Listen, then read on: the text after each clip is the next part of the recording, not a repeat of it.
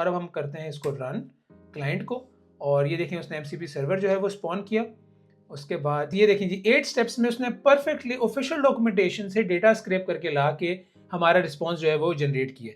और ब्यूटीफुल बात ये है कि एंड पे आपको ये 2 सोर्सेज भी नजर आ रही हैं।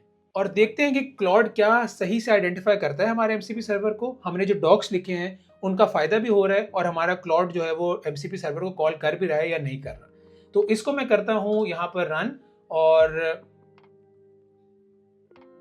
ये देखें जी इसने हमारे टूल को खुद कहा है कि Claude wants to use this tool get docs, और क्योंकि ये हमने खुद से डेवलप किया है तो क्लॉड हमसे पूछ रहा है कि क्या मैं इस टूल को रन करूं यूजिंग यूवी, और लाइब्रेरी ऑफ कोर्स हमारी यूवी होगी।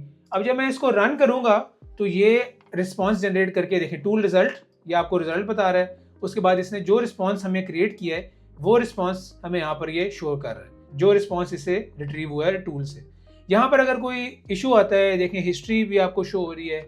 हाय एवरीवन, आज की वीडियो बहुत स्पेशल है क्योंकि आज हम एक ऐसा AI प्रोजेक्ट बनाएंगे दैट सॉल्व्स द प्रॉब्लम जो मैंने खुद फेस की है। रिसेंटली मैं एक प्रोजेक्ट पर काम कर रहा था और प्रोजेक्ट रिक्वायरमेंट्स के according I had to use the latest version of some tools. ये वर्जन सिर्फ 2 से 3 हफ्ते पहले रिलीज हुए हैं और AI मॉडल्स के पास इनकी अप टू डेट इन्फॉर्मेशन नहीं है। I realized that even the top AI models like GPT-5 and Claude Sonnet 4 faced issues to make good and relevant suggestions. तो फिर of course being a good engineer मैंने उन tools की latest documentation से go through करके वो project develop और deliver किया। इस वीडियो में मैं ये पूरा प्रोसेस आपको AI के थ्रू ऑटोमेट करना सिखाऊंगा using MCP server and AI web scrapping. तो प्रोजेक्ट के फर्स्ट फेज में हम अपना MCP सर्वर बनाएंगे और सेकंड फेज में हम पाइथन क्लाइंट क्रिएट करके अपने MCP सर्वर को लोकली टेस्ट करेंगे।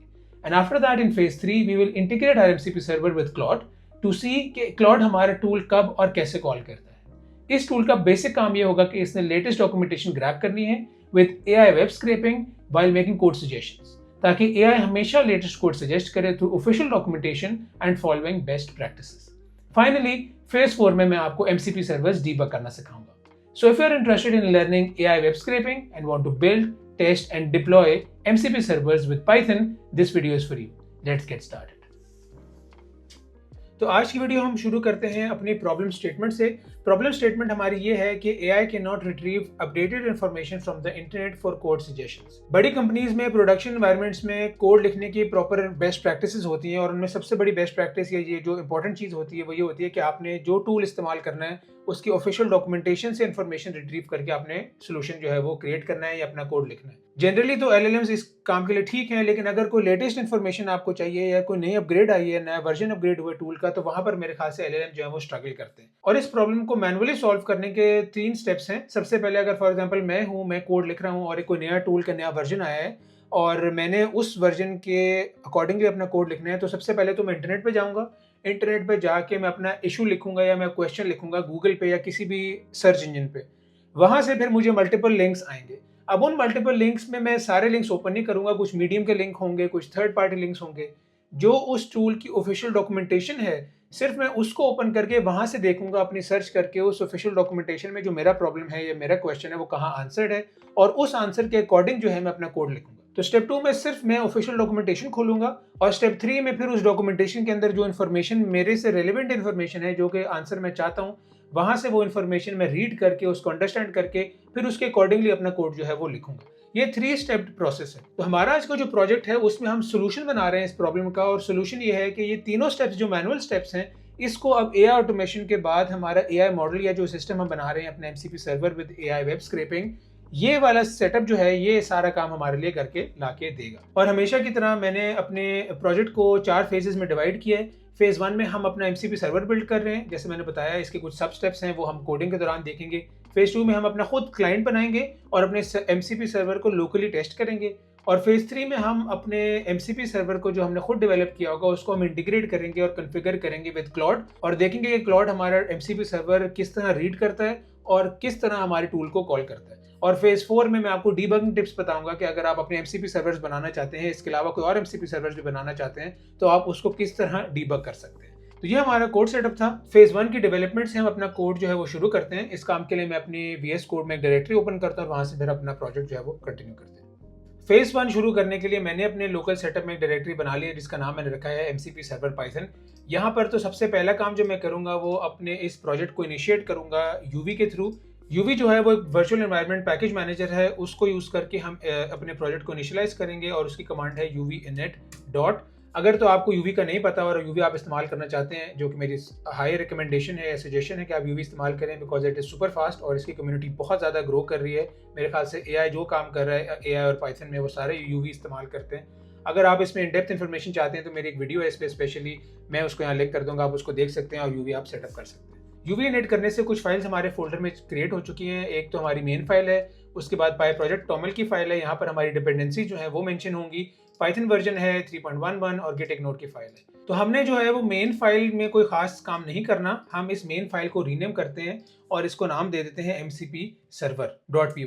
तो इस mcp सर्वर के अंदर हमने एक ऐसा टूल क्रिएट करना है जो हमें लेटेस्ट डॉक्यूमेंटेशन ला के दे सके।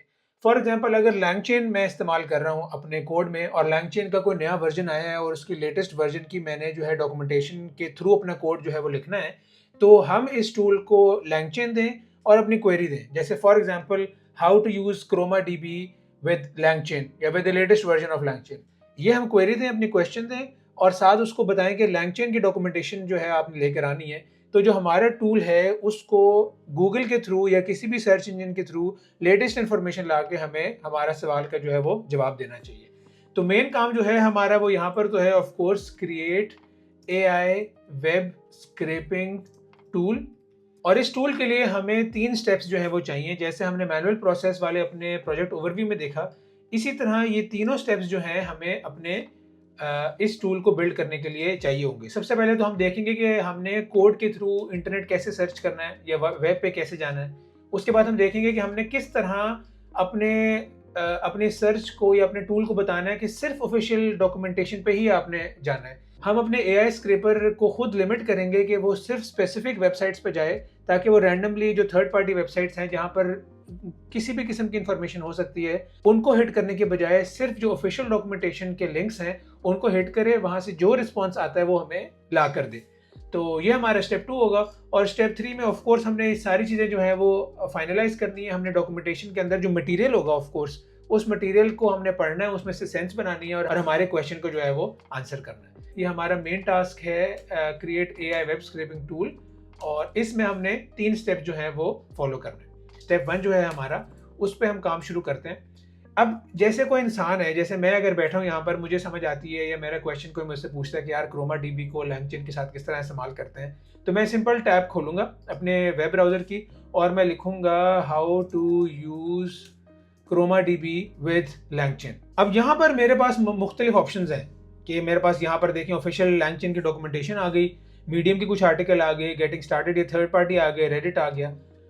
ये तो एक इंसान का तरीका है, वो ब्राउजर पे जाता है, लिखता है और वहाँ पर वो देखता है कि यार जो लैंगचेन की ऑफिशियल डॉक्यूमेंटेशन है सिर्फ उस पर मैंने क्लिक करना है और यहाँ पर जो भी चीज़ें अवेलेबल हैं यहाँ से मैं इन्फॉर्मेशन ग्रैब करूँगा। उन्होंने काफ़ी चीज़ें बताई हुई है कि इनिशियलाइज कैसे करना है।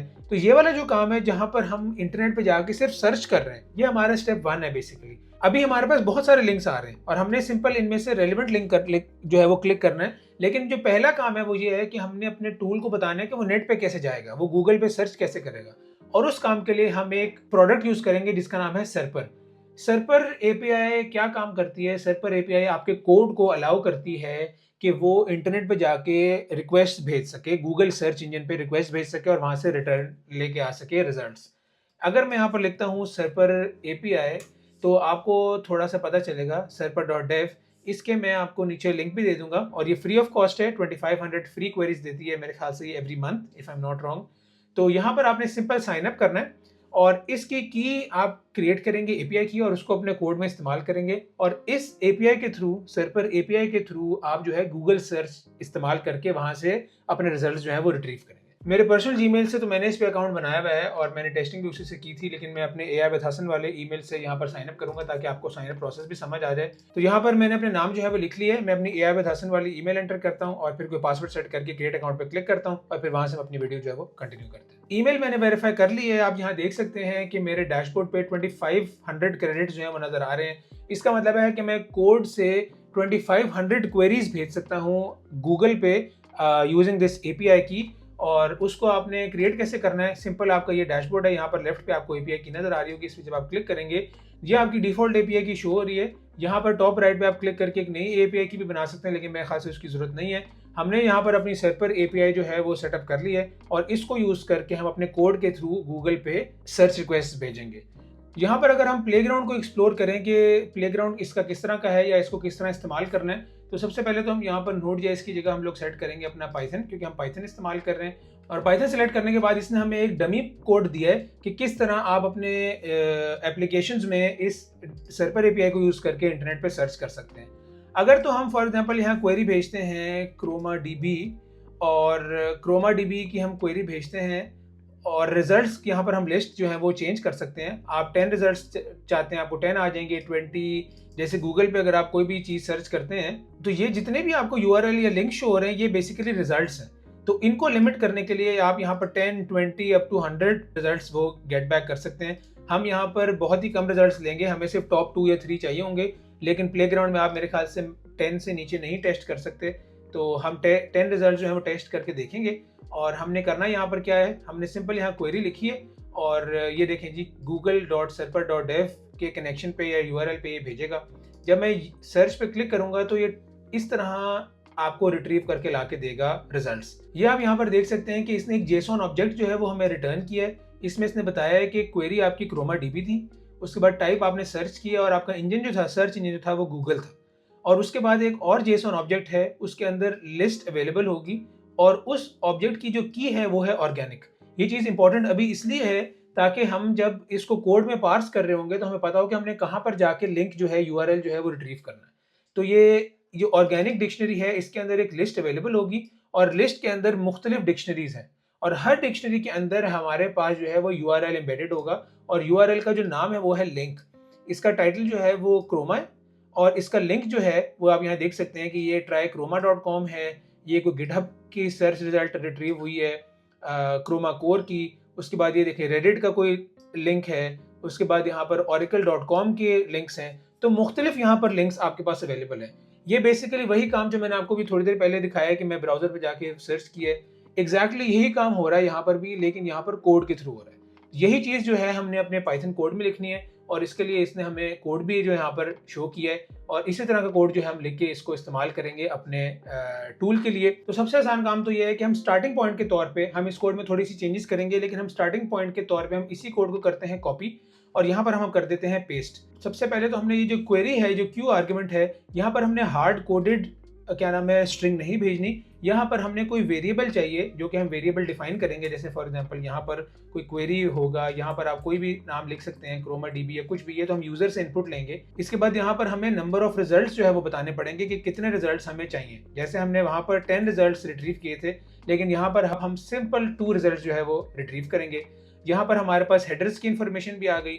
ये हमारी एपीआई की है, ये हमारी रिक्वेस्ट के साथ जाएगी क्योंकि एक ऑथेंटिकेटेड रिक्वेस्ट होगी इंटरनेट को या सर्वर डेव को। यहाँ पर हम एपीआई की के बगैर नहीं भेज सकते, लेकिन इस तरह कोड में अपनी एपीआई के लिखना मेरे ख्याल से गुड प्रैक्टिस नहीं है। इसको लिखने का बेस्ट तरीका ये है कि आप एनवायरनमेंट वेरिएबल्स में .env फाइल में सर्वर एपीआई की के नाम से हम जो है अपनी एपीआई की स्टोर करेंगे और जो हमारी एपीआई की यहाँ पर एपीआई कीज में एग्जिस्ट करती है इसको सिंपल करेंगे कॉपी और यहाँ कर देंगे पेस्ट। और .env फाइल में इसको सेव करने के बाद हमें एक डिफरेंट तरीके से इसको इस्तेमाल करना है। सबसे पहले तो हम करेंगे OS import. OS built in library है और OS को इस्तेमाल करके हम इन्वायरमेंट वेरिएबल से .get env सर्वर एपीआई की जो है वो रिट्रीव करेंगे। तो ये सर्वर एपीआई की के नाम से हमने .env फाइल में सेव की है और वही चीज़ जो है हम यहाँ पर रिट्रीव कर रहे हैं। अब ये जो कोड इन्होंने दिया हुआ है बहुत ही बेसिक कोड है। अब हम इस तरह की कोड को अपने MCP सर्वर्स के अंदर इस्तेमाल नहीं कर सकते और वैसे भी जब MCP सर्वर डिफाइन होता है तो सिंक्रोनस कॉल्स नहीं जाती, एसिंक्रोनस कॉल्स जो हैं वो जाती हैं और उसको लिखने का तरीका थोड़ा सा डिफरेंट है। आगे बढ़ने से पहले आपको एसिंक्रोनस और अवेट जो है थोड़ा सा एक्सप्लेन करना चाहता हूँ क्योंकि ये हम बहुत इस्तेमाल करेंगे। वैसे तो Python line by line interpreted language है और वो काम इस तरह करती है कि जब तक आपका एक लाइन ऑफ कोड सही तरह कंप्लीटली रन नहीं होगा तब तक वो नेक्स्ट लाइन ऑफ कोड पे नहीं जाएगी। लेकिन एसिंक क्या काम करता है कि एसिंक आपके फंक्शंस को अलाउ करता है या आपके एप्लीकेशन को अलाउ करता है कि वो इन पैरेलल मल्टीपल टास्क जो है वो कर सके। आप इसकी एग्जांपल इस तरह ले सकते हैं कि अगर आप कुक कर रहे हैं कुछ, फॉर एग्जांपल मैं अगर मैं लेमैन टर्म्स में एनालॉजी के साथ समझाऊं, अगर आप कुकिंग कर रहे हैं और आप जो है पास्ता बना रहे हैं फॉर एग्जांपल, तो जब आप क्या नाम है अपना पास्ता बॉईल करने रखते हैं तो अब आपके पास दो ऑप्शंस हैं, या तो आप रुक जाएं, आप कुछ ना काम करें और आप देखेंगे जब तक आपका पास्ता बॉईल नहीं होता उस वक्त तक आपने नेक्स्ट स्टेप पे कोई वेजिटेबल कट करनी है, काम पे नहीं जाएंगे जब तक आपका पास्ता बॉईल नहीं होता। इस तरह नॉर्मल पाइथन फंक्शंस जो है वो काम करते हैं, वो जब तक अपना करंट टास्क अचीव नहीं करते वो नेक्स्ट फेज पे नहीं जाते। लेकिन एसिंक और अवेट जो है ये की टर्म्स अलाउ करते हैं पाइथन एप्लीकेशंस को कि वो इन पैरेलल मल्टीपल काम कर सकें। जैसे अगर पास्ता वाले एग्जांपल में दोबारा हूँ, आपने जैसे ही पास्ता बॉईल करना शुरू किया है तो अब आपको पता है कि it will take some time, तो rather than standing and staring at it and waiting for it to finish, आप जो है इन पैरेलल अपनी सॉस बनाना शुरू कर दें या वेजिटेबल्स कट करना शुरू कर दें। ये काम जब आप कर रहे हैं तो अब आप समझ लें कि एसिंक्रोनस आपने काम शुरू कर दिया है, और पाइथन एप्लीकेशंस भी यही काम करती हैं एसिंक फंक्शंस के साथ। वो क्या करती हैं कि अपने फंक्शंस इन पैरेलल रन करती रहती हैं और फिर वेट करती हैं बाद में लेटर ऑन उनके ख़त्म होने की, और जैसे ही उनके ये पैरेलल टास्क जो उन्होंने एसिंक्रोनस रन किए हुए हैं वो जैसे जैसे ख़त्म होते रहते हैं वैसे वैसे वो अपने रिजल्ट्स जो हैं वो भेजते रहते हैं वापस एप्लीकेशन को, और वहाँ से फिर एप्लीकेशन जो है उनके रिजल्ट्स लेके काम कंटिन्यू करती रहती है। इसी तरह जो हम अपनी ये कॉल भेजेंगे अपने गूगल फंक्शन को, ये हम एक एसिंक्रोनस फंक्शन के थ्रू भेजेंगे, और उसको आपने इस्तेमाल कैसे करना होता है वो मैं आपको बताता हूँ। सबसे पहले तो हम इसको एक नॉर्मल फंक्शन में कन्वर्ट करते हैं, और नॉर्मल फंक्शन में कन्वर्ट करने का तरीका क्या है कि हम यहाँ लिख लेते हैं फॉर एग्जांपल सर्च वेब। ये हमारा सर्च वेब फंक्शन होगा और इसमें हमने इनपुट देनी है क्वेरी जो कि स्ट्रिंग टाइप की होगी। रिटर्न होगी यहाँ पर हमें डिक्शनरी रिटर्न होगी या तो कुछ रिटर्न नहीं होगा। अगर तो हमारी कोई ऐसी क्वेरी है यूज़र ने भेजी है, फॉर एग्जांपल वो पूछता है कि who is the greatest footballer of all time, और वो कहता है कि आप इसको लैंगचन की डॉक्यूमेंटेशन में से ढूंढ के ला के दो इसकी इन्फॉर्मेशन, तो मेरा नहीं ख्याल कि उसकी इन्फॉर्मेशन जो है वहाँ पर एग्जिस्ट करेगी। तो इस वजह से हमने दो ऑप्शंस रखी हैं वापस आने की, इस मेथड को रिटर्न करने की। ये जो हम काम यहाँ कर रहे हैं इसको कहते हैं टाइप हिंटिंग, और ये सिंपल ये बताती हैं कि ये फंक्शन रिटर्न क्या करेगा। ये फंक्शन एक डिक्शनरी टाइप का ऑब्जेक्ट रिटर्न करेगा, या तो डिक्शनरी टाइप का ऑब्जेक्ट रिटर्न करेगा या नन रिटर्न करेगा या कुछ भी रिटर्न नहीं करेगा। तो ये चीज़ सिंपल हमने यहाँ पर डिफाइन की है। अब हमने इस प्रिंट स्टेटमेंट की बजाय यहाँ पर हम जो अपना रिटर्न है वो करेंगे डेटा। तो ये हमारा बेसिक फंक्शन जो है वो सेटअप हो चुका है। अब हमने अपना बेसिक फंक्शन जो है वो सेटअप कर लिया है। हमने इस फंक्शन को पहले तो टेस्ट करना है, हम इसको भी टेस्ट करेंगे, और उसके बाद हमने इसको स्टेप्स में, स्मॉल स्टेप्स में इसके छोटे कंपोनेंट्स जो है वो एसिंक फंक्शन बनाने के अकॉर्डिंग चेंज करना है। मैं छोटी छोटी चीज़ें चेंज करूंगा और आपको साथ बताऊंगा, और साथ साथ हम फिर अपने फंक्शन को टेस्ट भी करते रहेंगे। सबसे पहले तो हम बेसिक इसी तरह कोड को करते हैं टेस्ट। यहाँ पर फॉर एग्जाम्पल अगर मैं क्वेरी लिखूँ अपनी और लिखूँ फॉर एग्जाम्पल क्रोमा डीबी, ये हमारी क्वेरी है, और जो रिजल्ट आ रहा है उसको हम यहाँ प्रिंट कराएं, क्योंकि अब यहाँ पर हम रिजल्ट जो है वो रिटर्न कर रहे हैं, इसको हम प्रिंट नहीं कर रहे, तो हम यहाँ पर इसको प्रिंट करेंगे। इस कोड को हम रन करके देखते हैं कि ये किस तरह जो है वो परफॉर्म कर रहा है और क्या चीज़ हमें शो हो रही है। इसको रन करने का तरीका है uv run mcp server.py। ये देखें इसने हमें कोई एरर दिया है, बट मैंने जब कोड रन किया तो उसने एरर थ्रो किया, और एरर वो इस तरह से थ्रो किया क्योंकि हमने अपने एनवायरनमेंट वेरिएबल में से जो हमने अपनी एपीआई की लेनी है, ये सर्वर एपीआई की, इसको लोड करने के लिए जो डिपेंडेंसी चाहिए .env वाली, वो हमने इंस्टॉल भी नहीं की थी और हमने कोड में इस्तेमाल भी नहीं की थी। उसको इंस्टॉल आपने किस तरह करना है, सिंपल uv add python.env अगर आप करेंगे तो यहाँ पर आपके वर्चुअल एनवायरनमेंट में python.env जो है वो इंस्टॉल हो जाएगी। उसके बाद आपने सिंपल ये दो लाइंस ऐड करनी है अपने कोड में, फ्रॉम .env import load.env, और यहाँ पर उसको आपने कॉल करना है। इससे होगा ये कि जो वैल्यूज आप या जो वेरिएबल्स आपने यहाँ डिफाइन किए हैं अपनी .env फाइल में, वो एनवायरनमेंट वेरिएबल सेट हो जाएंगे, और वो जब कोड रन होगा उस टाइम उस कोड को वो एक्सेसिबल होंगे। यहाँ पर हम उस .env फाइल में से एक वेरिएबल जो है वो इस्तेमाल कर रहे हैं जो कि रन टाइम पे हमें चाहिए। तो ये स्टेप हमारा मिसिंग था। अब मैं दोबारा अगर रन करता हूँ uv run mcp server, तो देखते हैं क्या रिजल्ट आता है। तो आइडियल हमें दो लिंक्स जो है वो शो होने चाहिए। ये देखें जी, सर्च पैरामीटर्स आए, क्वेरी उसने बताया क्रोमा डीबी है, टाइप सर्च है। अब नाम यहाँ पर 2 है क्योंकि हमने सिर्फ 2 रिकॉर्ड्स हमें चाहिए, दो जो टॉप 2 रिकॉर्ड्स हैं। इंजन उसने गूगल बताया, ये मेटा डेटा है, ये हमारे इतने काम का नहीं है। जो हमारे काम की इन्फॉर्मेशन है वो यहाँ एग्जिस्ट करती है ऑर्गेनिक की में। ऑर्गेनिक की जैसे हमने पहले भी देखा था अपने सर्वर के यूआई में कि इसके अंदर एक लिस्ट है और लिस्ट के अंदर 2 ऑब्जेक्ट होंगे। ये दोनों अभी रैंडम लिंक्स हैं, हमने अभी स्पेसिफिक ऑफिशियल डॉक्यूमेंटेशन वाली चीज़ हमने फिक्स नहीं की। हम यहाँ पर सिर्फ ये चेक कर रहे हैं कि हमारा कोड जो है वो इंटरनेट पर जाके सर्च कर पा रहा है या नहीं कर पा रहा। अब हमने क्या करना है, हमने फंक्शन बना लिए। अब हमने इसको step by step async function में जो है वो कन्वर्ट करना है, और एसिंक फंक्शन में कन्वर्ट करने के लिए इस कोड में हमें थोड़ी बहुत चेंजेस करनी पड़ेंगी। सबसे पहले तो जो चीज़ हमें चेंज नहीं करनी उसको हम ऊपर ले जाते हैं, मतलब सबसे पहले डिफाइन करते हैं, जैसे ये जो पेलोड है और जो हमारे हेडर्स हैं, क्योंकि ये वो चीज़ें हैं जो चेंज नहीं होंगी। इसके बाद हमने क्या करना है, यहाँ पर अभी हम जो क्लाइंट बना रहे हैं HTTP क्लाइंट, ये कह लें एसिंक सपोर्ट नहीं करता। हमने यहाँ पर अपना एक एसिंक क्लाइंट बनाना है और उसको बनाने के लिए हमें एक डिपेंडेंसी इंस्टॉल करनी पड़ेगी या बल्कि इंपोर्ट करनी पड़ेगी, वो है HTTPX। आपने सिंपल इसको यहाँ इंपोर्ट करना है, इंपोर्ट HTTPX, और उसके थ्रू फिर हम ये जो कनेक्शन है हमारा, जो क्लाइंट बना रहे हैं, यहाँ पर बेसिकली इस लाइन में क्लाइंट बना रहे हैं जो कि इंटरैक्ट करेगा सर्वर API से हमारे कोड के थ्रू। तो इस लाइन को हमने फिर एसिंक में कन्वर्ट करना है, और वो किस तरह कन्वर्ट करना है वो मैं आपको बताता हूँ। हमने सिंपल इस लाइन को चेंज करके एसिंक विद, और ये नीचे वाला जो कोड है ये हम इंडेंट करेंगे विद httpx.async client। यहाँ पर हमने सिंपल एसिंक्रोनस क्लाइंट बनाया है और हमारा जो स्टैटिक क्लाइंट था उसको हमने चेंज कर दिया। अब एसिंक का इशू ये है कि ऑफ कोर्स हमें यहाँ पर एसिंक फंक्शन ही सेटअप करना पड़ेगा, ये बल्कि पाइलॉन्स का एरर आपको दे भी यही रहा है, use of async is not allowed outside of an async function। इसका मतलब ये है कि हमें जो हमारा फंक्शन है, मेन फंक्शन है, उसको भी एसिंक्रोनस बनाना पड़ेगा। ऐसे नहीं हो सकता कि आपका मेन फंक्शन जो है वो एसिंक्रोनस ना हो, वो सिंक्रोनसली पुराने तरीके से काम करे और आपके अंदर जो कंपोनेंट्स हैं वो एसिंक्रोनस हो। तो इसको हम एसिंक्रोनस बनाएंगे। आपने सिंपल एसिंक जो है वो ऐड कर देना, तो ये फंक्शन जो है वो सेट हो चुके हैं और आपको यहाँ देख सकते हैं कि यहाँ जो एरर थ्रो हो रहा था वो भी चला गया। और जैसे आपको मैंने शुरू में भी बताया था, एसिंक और अवेट की बात बताई थी कि जहां पर आप एसिंक्रोनस चीज डिफाइन करेंगे, जब उसको इस्तेमाल करेंगे तो वो हमेशा अवेट के साथ इस्तेमाल होगी। तो यहाँ पर जो हमारा पुराना तरीका था पोस्ट रिक्वेस्ट भेजने का, वो अब हमारे इस्तेमाल में नहीं रहा, क्योंकि हमने अपना क्लाइंट जो है वो चेंज कर दिया है। इसको भी हम करेंगे कॉमेंट अवेट, जो हमारा क्लाइंट है, अपने इस क्लाइंट के थ्रू पोस्ट रिक्वेस्ट भेजनी है। ये जो हमने HTTPX के थ्रू एसिंक्रोनस क्लाइंट बनाया है, उसको इस्तेमाल करके हमने यहाँ पर एक पोस्ट रिक्वेस्ट भेजनी है, और उस पोस्ट रिक्वेस्ट के कुछ आर्ग्यूमेंट्स हैं या उसमें कुछ चीज़ें एंटर करनी है।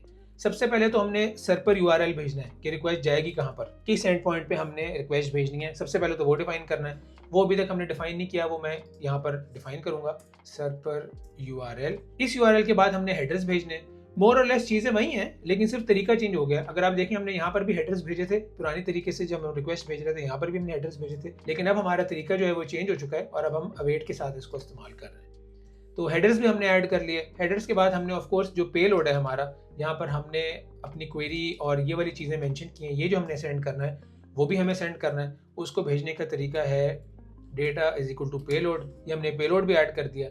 यहाँ पर एक और चीज़ हम इसको थोड़ा सा कह लें कि रोबस्ट या प्रोडक्शन लेवल बनाने के लिए करेंगे, वो करेंगे टाइम आउट। तो यहाँ टाइम आउट हम सिर्फ ये बताएंगे कि 30 सेकंड या कोई भी अमाउंट ऑफ सेकंड जो आप यहाँ सेट करेंगे, सिर्फ उतनी देर तक इंतजार करना है आपने जवाब आने में। अगर इससे ज़्यादा देर लग रही है जवाब आने में, तो इसका मतलब कोई इशू है और आप इस कोड को जो है वो एग्जिट कर दें। यहाँ पर हम लिखेंगे 30.0। अब हमने क्या करना है, यहाँ पर हमने करना है रिस्पॉन्स रेज फॉर स्टेटस, और ये जो लाइन है response dot raise for status, ये क्या करती है, ये चेक करती है कि अगर तो रिस्पॉन्स सक्सेसफुल है, अगर तो उसके कोड जो है वो 200 है या सम 299 तक कोड्स जो हैं, अगर तो उन कोड्स के अंदर रिस्पॉन्स आया है, मतलब सक्सेसफुल रिस्पॉन्स था, फिर ये लाइन कुछ नहीं करेगी। लेकिन अगर कोई एरर आया है रिस्पॉन्स में, 404 है, 400 है, जो भी एरर कोड है, अगर तो कोई एरर आया है तो फिर यहाँ पर ये लाइन जो है वो एरर थ्रो करेगी और एप्लीकेशन जो है आपकी वो बताएगी कि यहाँ पर मसला है या ये फंक्शन जो था वो सही से काम नहीं कर रहा, फॉर वट एवर रीज़न, वो साथ आपको रीज़न भी बताएगी। यहाँ पर हमने रिस्पॉन्स रेज फॉर स्टेटस कर दिया। हमने अब क्या करना है कि इस लाइन के बाद सिंपल जो हमें रिस्पॉन्स आया है उसको हमने रिटर्न कर देना है अपने यूज़र को जो ये फंक्शन कॉल कर रहा है। तो हम करेंगे रिस्पॉन्स डॉट जेसॉन, क्योंकि ये हमारी जेसॉन ऑब्जेक्ट आ रहा है, जैसे आपने देखा है यहाँ पर हमें एक जेसॉन ऑब्जेक्ट आ रहा है, तो उसको हम जेसॉन में लोड करके हमने यहाँ पर सिंपल रिटर्न कर दिया। तो ये डीकोडिंग का था, रीड करने का था, ये जो रिस्पॉन्स गेट करना था, ये वाला हमारा ओल्ड मेथड था, इसको हम यहाँ बेशक रिमूव कर देते हैं, तो ये काम हमारा हो जाएगा।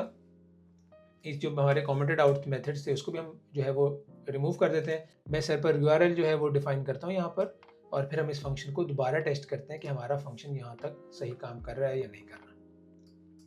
तो दोबारा अगर मैं रन करता हूँ तो ये देखें, नो मॉड्यूल नेम HTTPX, यहाँ पर हमें इसको भी ऐड करना पड़ेगा, UV add HTTPX, साथ साथ हम जो है अपनी डिपेंडेंसीज भी इंस्टॉल कर रहे हैं। अब हम अगर इस फंक्शन को रन करेंगे तो ये एरर थ्रो करेगा, और एरर थ्रो क्यों करेगा ये, क्योंकि अब हमने इस फंक्शन को एसिंक्रोनस फंक्शन जो है वो बना लिया है, और अब इस फंक्शन को हम एज इट इज कॉल नहीं कर सकते, इसको हमें या तो एसिंक्रोनस कॉल करनी पड़ेगी या वेट के साथ जो है वो भेजना पड़ेगा। और उसको सेटअप करने के लिए एक और लाइब्रेरी हमने इंस्टॉल करनी है, इंपोर्ट एसिंकियो, और इसको इंपोर्ट करने के बाद सिंपल तरीका ये है प्रिंट करने के बजाय asyncio.run। ये asyncio.run क्या करता है आप समझ लें कि एसिंक्रोनस तरीके से आपका फंक्शन रन करेगा ताकि आपको एरर थ्रो ना हो। मैं इसको हटा के पहले सिंपल इस तरह कोड रन करके आपको दिखाता हूँ ताकि आपको पता चले कि ये कोड जो है वो एरर थ्रो कर रहा है। ये देखें जी वो एरर दे रहा है, run time warning coroutine search web was never awaited. Exactly वही एरर है जो मैं आपको बता रहा था हम फेस करेंगे। अब मैं अगर asyncio.run के साथ इसको रन करता हूँ और इसके रिजल्ट को अब हम किसी चीज़ में स्टोर करते हैं और जो हमें रिजल्ट आएगा उसको हम यहाँ प्रिंट करते हैं। पहले तो हमने डायरेक्ट अपने रिस्पॉन्स को प्रिंट किया था, अब हम देखते हैं किस तरह परफॉर्म कर रहा है। तो परफेक्ट कोड हमारा काम कर रहा है, इसने एग्जैक्ट उसी तरह हमें जेसॉन फॉर्मेट में रिटर्न जो है वो रिजल्ट किए। देख सकते हैं ऑर्गेनिक हमारी की है, उसके अंदर एक लिस्ट एग्जिस्ट करती है, उस लिस्ट के अंदर अगेन 2 डिक्शनरी ऑब्जेक्ट्स हैं और उसमें हमारी कीज़ जो हैं वो एग्जिस्ट करती हैं यूआरएल के साथ। तो यहाँ तक हमारा पहला स्टेप जो था वो कंप्लीट हो चुका है। हमने एक बेसिक कोड लिया जो हमें server.dev जो है वो रिकमेंड करती है और उस कोड को हमने अपने एसिंक्रोनस फंक्शन में कन्वर्ट किया क्योंकि हमने MCP सर्वर के थ्रू उसको इस्तेमाल करना है और MCP सर्वर के लिए हमें ऑफ कोर्स एसिंक्रोनस फंक्शन चाहिए क्योंकि वो एक रियल टाइम एप्लीकेशन है। यहाँ तक हमारा फर्स्ट स्टेप जो है वो कंप्लीट हो चुका है। फर्स्ट स्टेप में था सर्च द वेब फंक्शनैलिटी हमने सेटअप करनी थी, वो हमारी सेटअप हो चुकी है। अब जो सेकंड हमारा स्टेप है उसमें हमने क्या करना है कि जो URL हमें मिल रहे हैं, फॉर एग्जांपल यहाँ से जो हमें URL शो हो रहे हैं, अभी तो हमें पूरी एक डिक्शनरी आ रही है लेकिन हम लेटर ऑन जो थर्ड हमारा स्टेप है उसमें हम इन दोनों को कंबाइन करेंगे और इस डिक्शनरी में से हम लिंक्स पार्स करके जो हमें रिक्वायर्ड लिंक्स हैं उनको हम रिट्रीव करेंगे और रिट्रीव करने के बाद उनको हिट करेंगे ताकि वहां से जो इन्फॉर्मेशन है, हमें सिंपल इस लिंक की तो कोई जरूरत नहीं है, हमें इस लिंक का तो कुछ नहीं करना, इस लिंक के अंदर जो इन्फॉर्मेशन है, जो टेक्स्ट है या HTML बॉडी है, उस इन्फॉर्मेशन को हमने स्क्रैप करके लेकर आना है और उस इन्फॉर्मेशन को स्क्रैप करने के लिए हमें यहाँ पर एक फंक्शन चाहिए। अभी स्टेप 2 में हमारा सिंपल ये काम है कि जो URL हमें प्रोवाइडेड है, जो हमें सर्च वेब से URL आ रहा है, उसके अंदर जाके वहां से जो भी इंफॉर्मेशन एग्जिस्ट करती है वो इंफॉर्मेशन हमें टेक्स्ट फॉर्म में रिट्रीव करके लेकर आनी है। तो उसके लिए हम दोबारा जो है वो एक फंक्शन लिखना शुरू करते हैं। ये फंक्शन बहुत ही सिंपल होगा, इसको हम लिख लेते हैं def fetch URL। ये fetch URL बेसिकली क्या करेगा, इसमें हम एक URL प्रोवाइड करेंगे और URL होगा स्ट्रिंग टाइप का। इसमें हमने दोबारा एक क्लाइंट बनाना है, मैं आपको सूडो कोड लिख के बताता हूँ। क्लाइंट एक हिट करेगा hit request to URL parse data, मतलब कि डेटा हमारा पार्स करेगा, उसको क्लीन करेगा, parse and clean data. Client हमारा एक काम है, फिर हमने रिक्वेस्ट भेजनी है URL पे, उसके बाद हमने पार्स या क्लीन करना है डेटा और उसके बाद रिटर्न कर देना है हमने रिटर्न क्लीन्ड डेटा। ये बेसिक इस फंक्शन का काम होगा। और अगेन ये फंक्शन भी हमने नॉर्मल फंक्शन की तरह नहीं बनाना, हमने इसको एक एसिंक्रोनस फंक्शन जो है वो बनाना है और उसके लिए सबसे पहला स्टेप हमारा क्या है कि हमने यहाँ पर एसिंक डिफाइन कर देना है कि ये फंक्शन हमारा एसिंक्रोनस है। क्लाइंट बनाना एसिंक्रोनसली हमें आता है, हमने एग्जैक्ट इसी तरह क्लाइंट बनाना है। इसको हम सिंपल यहाँ कॉपी करेंगे और हमने यहाँ पर अपना क्लाइंट जो है वो बना लिया। अब हमने क्या करना है कि अब जो हमारा ये आर्गुमेंट है URL, इसमें हमने एक रिक्वेस्ट भेजनी है और उसके लिए भी यहाँ पर हमारे पास एक कह लें कोड है, उसको हम सिंपल यहाँ कॉपी करेंगे। इसमें से कुछ चीज़ें तो हमें नहीं चाहिए, जैसे सर्वर URL जो है ये हमें नहीं चाहिए। यहाँ पर हम जो है अपना मेन URL इस्तेमाल करेंगे जो हमारे आर्गुमेंट में यूज़र देगा या हमारे MCP खुद एवेलुएट करेगा। और उसके बाद हमें हेडर्स की भी ज़रूरत नहीं है, यहाँ पर डेटा की भी ज़रूरत नहीं है, हमें अब URL पता है तो हमें किसी और चीज़ की ज़रूरत नहीं है। सिंपल यहाँ पर हमने टाइम आउट सेटअप करना है और रिस्पॉन्स जो है वो हमें आ जाएगा। यहाँ पर इशू सिर्फ ये है कि हमें इंडेंट करना पड़ेगा क्योंकि हमने यहाँ एसिंक जो है वो डिफाइन किया है। ये हमारा बेसिक सेटअप हो चुका है, हमने यहाँ क्लाइंट बना लिया, इस कमेंट की हमें ज़रूरत नहीं है। उसके बाद हमने रिक्वेस्ट भेजनी थी URL पे, वो भी हमारे पास आ गई। अब हमने क्या करना है, अब हमने क्लीन करना है अपने डेटा को। जो रिस्पॉन्स हमें जनरेट हुआ है उसको होगा फॉर एग्जाम्पल क्लीन रिस्पॉन्स और ये काम हम करेंगे कैसे, ये हम एक फंक्शन लिखेंगे for example clean HTML to text के नाम से और यहाँ पर अपनी रिस्पॉन्स की जो बॉडी थी उसको यहाँ रिटर्न करेंगे। ये फंक्शन अभी हमने लिखा नहीं है, इसी वजह से ये एरर थ्रो कर रहा है। इस तरह का कोई हम सेटअप करेंगे ताकि हमारा जो HTML का कोड है, मैं आपको दिखाता हूँ HTML। अगर फॉर एग्जाम्पल हम LangChain पे जाते हैं और LangChain का ये वाला डॉक्यूमेंट जो है हमें चाहिए, इसमें हमारी इंफॉर्मेशन एग्जिस्ट करती है, ये ऑफिशियल डॉक्यूमेंटेशन है और इसको हमने कह लें स्क्रैप करना है। अब स्क्रैपर क्या करता है बेसिकली, मैं अगर आपको राइट क्लिक करके पेज सोर्स दिखाऊं तो ये HTML का रॉ कोड है। ये HTML का रॉ कोड आपका जो क्लाइंट है पाइथन क्लाइंट वो ग्रैब करेगा, ये वो स्क्रैप करेगा। जो ये रिस्पॉन्स का ऑब्जेक्ट होगा, जो वेरिएबल होगा, उसके अंदर ये HTML का रिस्पॉन्स आएगा। अब इसमें बहुत ज़्यादा ऐसा इन्फॉर्मेशन है जो कि हमें नहीं चाहिए, जो कि सिर्फ नॉइज़ है। अब ये देखें डॉक टाइप HTML, ये हमें नहीं चाहिए। जो टैग्स हैं, हेड का टैग, उसके बाद लिंक्स जो हमें है वो हमें नहीं चाहिए। स्क्रिप्ट है, ये हमारे लिए यूजलेस इन्फॉर्मेशन है। हमारे लिए सिर्फ वो इन्फॉर्मेशन काम की है जो टेक्स्ट इसके अंदर मौजूद है। तो हमने क्या करना है, हमने इस HTML रॉ HTML को क्लीन करके सिर्फ उसमें से रिक्वायर्ड टेक्स्ट निकालना है ताकि हम उसको फर्दर ऑन इस्तेमाल कर सकें। अब इस काम के लिए दो तरीके हैं। जैसे AI वेब स्क्रैपिंग क्या करती है कि AI वेब स्क्रैपिंग, आप इस पूरे जो टेक्स्ट आप लेते हैं, ये जो पूरा HTML की बॉडी है, इसको आप अपने किसी LLM को पास करें, तो LLM क्या करेगा, सिर्फ जो कहने इंपॉर्टेंट इन्फॉर्मेशन है वो आपकी सेव कर लेगा और बाकी इन्फॉर्मेशन डिस्कार्ड कर देगा। ये है one way of doing AI web scrapping. इसमें दो इश्यूज हैं। पहला इशू तो AI वेब स्क्रैपिंग का ये है कि HTML जो पेजेस होते हैं ना, वो दे आर वेरी बिग। वो अगर मैं आपको ये पेज भी दिखाऊं, ये देखने में छोटा लग रहा है, लेकिन अगर आप स्क्रॉल करेंगे ना तो दे आर वेरी बिग। इसमें आपको बहुत ज़्यादा टैग आगे नजर आएगा। It's a huge document. तो इसको मेरा नहीं ख्याल कि कोई ऐसा LLM होगा जो कि एट अ टाइम या एट वन टाइम पूरे HTML को पास कर सके, क्योंकि टोकन लिमिट होती है। ये पहला इशू है। दूसरा इशू ये है कि ऑफ कोर्स जितने ज़्यादा टोकन होंगे उतनी ज़्यादा कॉस्ट भी आएगी। जितने ज़्यादा प्राइस आप LLM को, जितने ज़्यादा टोकन LLM को कहेंगे कि प्रोसेस करे, उतनी ज़्यादा प्राइस आएगी, क्योंकि LLMs चार्ज करते हैं पर टोकन, बिल करते हैं पर टोकन। तो ये दूसरा इशू है। हमारा काम बेसिक है, हम AI वेब स्क्रैपिंग भी कर सकते हैं। मैं अभी आपको इस टाइम आपको मैं एक बेसिक तरीके से बताऊंगा कि नॉर्मली AI के बगैर वेब स्क्रैपिंग कैसे होती है, लेकिन लेटर ऑन मैं आपको एक फंक्शन बना के दिखाऊंगा जहां पर आपने सिंपल इस क्लीन रिस्पॉन्स में जो क्लीन HTML टू टेक्स्ट है, यहाँ पर हम AI वेब स्क्रैपिंग इस्तेमाल करके इस टेक्स्ट को जो है वो क्लीन करेंगे। तो हमने क्या करना है, अभी हमने simple clean HTML to text का जो है वो फंक्शन बनाना है। उसके लिए मैं एक नई फाइल बनाता हूँ utils की, ताकि हम सारे जो हमारे डिपेंडेंट फंक्शंस हैं वो यहाँ लिख लें, utils.py, और यहाँ पर हम इस फंक्शन को डिफाइन करेंगे, clean HTML to text. For example इसको मैं करता हूँ कॉपी और यहाँ कर लेते हैं def clean HTML to text. यहाँ पर हम HTML पास करेंगे और हमें रिटर्न हो जाएगा फॉर एग्जांपल क्लीन्ड टेक्स्ट। तो ये हमारा क्लीन हो जाएगा रिस्पॉन्स। वो भी मैं भी आपको फंक्शन लिख के बताता हूँ, और हमने फिर इस रिस्पॉन्स को जो है सिंपली वो रिटर्न कर देना है अपने यूजर को, return clean response dot text. इस तरह हम उसको सिंपल रिटर्न कर देंगे। अब जैसे मैंने बताया कि इस फंक्शन में क्लीन करने के मुख्तलिफ तरीके हैं। यहाँ पर आप LLM को पास कर सकते हैं, मुख्तलिफ फ्रेमवर्क्स हैं, BS4 है, ब्यूटीफुल सूप जिसको कहते हैं, वो बहुत मशहूर लाइब्रेरी है स्क्रैपिंग की, उसको आप इस्तेमाल कर सकते हैं। लेकिन यहाँ पर मैं आपको एक बहुत इंटरेस्टिंग फ्रेमवर्क या लाइब्रेरी बताऊंगा, उसका नाम है ट्रैफिलेटूरा। ट्रैफिलेटूरा क्या करती है कि आपको बहुत ही आसान तरीके से, आपने बहुत मिनिमल कोड से आप डेटा जो है वो क्लीन कर लेते हैं। सबसे पहले तो हम ऐड करेंगे UV ऐड ट्रैफिलेटूरा। ये देखिए ये हमारी ऐड हो चुकी है। अब हम करेंगे इंपोर्ट यहाँ पर इस फाइल में ट्रैफिलेटूरा। कोड इसका बहुत आसान है, मैं यहाँ पर कोड सिंपल करता हूँ कॉपी पेस्ट, और फिर हम इसको डिस्कस करते हैं। हम क्या कर रहे हैं, यहाँ पर सिंपल ट्राई एक्सेप्ट ब्लॉक लगा रहे हैं। हम चेक कर रहे हैं कि अगर कोई एरर आ रहा है तो उसको रेज करो। यहाँ पर मैंने एरर तो नहीं रेज किया, एज ई हम इसको करके यहाँ पर सिंपल कर देते हैं रेज एरर। तो ये हमारा एरर जो है वो रेज करेगा। अगर तो इस कोड को रन करने में कोई इशू हुआ है तो हमारा एरर रेज होगा, अगर तो कोई इशू नहीं हुआ तो कोड आराम से रन होगा। सिंपल हमने ट्रैफिलेटूरा को कहा है कि एक्सट्रैक्ट करो HTML में से मेन टेक्स्ट। उसमें हमें कमेंट्स भी नहीं चाहिए, हमें टेबल्स भी नहीं चाहिए, और ये जो फेवर रिकॉल है इसको भी हमें ऑफ करके या फॉल्स करके दो, ताकि सिर्फ हमें टेक्स्ट जो है वो रिटर्न हो। ये हमारा सिंपल सा फंक्शन है जिसको में हम वेब का जो डेटा है, HTML इन्फॉर्मेशन जो है उसको क्लीन कर रहे हैं। अब यही जो क्या नाम है फंक्शन है हमारा क्लीन HTML टू टेक्स्ट, उसको हम यहाँ इस्तेमाल करेंगे।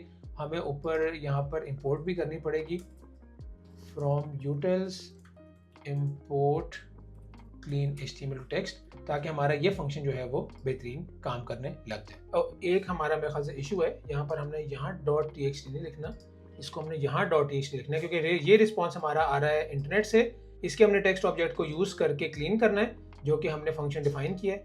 यहाँ तक हमारे जो सपोर्टिंग फंक्शंस थे, हमारा सर्च वेब का फंक्शन था जो हमारा स्टेप 1 था। उसके बाद हमने जो ऑफिशियल डॉक्यूमेंटेशन या URL से डेटा स्क्रैप करना था, उसका भी हमने फंक्शन जो है वो डिफाइन कर लिया है। अब इन सपोर्टिंग फंक्शंस को इस्तेमाल करके हमने मेन टूल का फंक्शन जो है वो लिखना है, और टूल का मेन टास्क क्या होगा हमारे, वो ये करेगा कि ऑफिशियल डॉक्यूमेंटेशन से इंफॉर्मेशन ग्रैब करके हमारे क्वेश्चन को आंसर करेगा। तो उसके लिए हम दोबारा यहाँ पर एक फंक्शन बनाते हैं, इसका हम नाम रख लेते हैं गेट डॉक्स फॉर एग्जाम्पल। इस फंक्शन को हम साथ साथ बिल्ड करेंगे और इसमें चीज़ें जो है वो ऐड करते रहेंगे। सबसे इंपॉर्टेंट चीज़ जो मैंने आपको पिछले स्टेप से पहले भी बताई थी कि हमारा जो ये सर्च वेब वाला कोड है, ये अभी तक गूगल के हर लिंक पे जा रहा है। हमने अभी तक इसको लिमिट नहीं किया कि हमें सिर्फ जो है वो ऑफिशियल डॉक्यूमेंटेशन पे जाना है।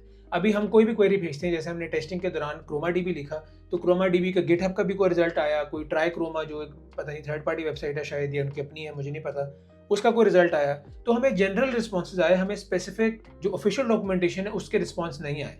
हमने यहाँ पर सबसे पहले तो ये चेक लगाना है कि सिर्फ हमें ऑफिशियल डॉक्यूमेंटेशन से रिक्वेस्ट चाहिए, और ऑफिशियल डॉक्यूमेंटेशन से रिक्वेस्ट कैसे चाहिए होगी उसको हम लिमिट करेंगे खुद यूआरएल दे के कि इस डॉक्यूमेंटेशन का यूआरएल ये है, और उसकी मैंने एक डिक्शनरी बनाई है, बड़ी सिंपल सी, मैं आपके साथ शेयर करता हूँ।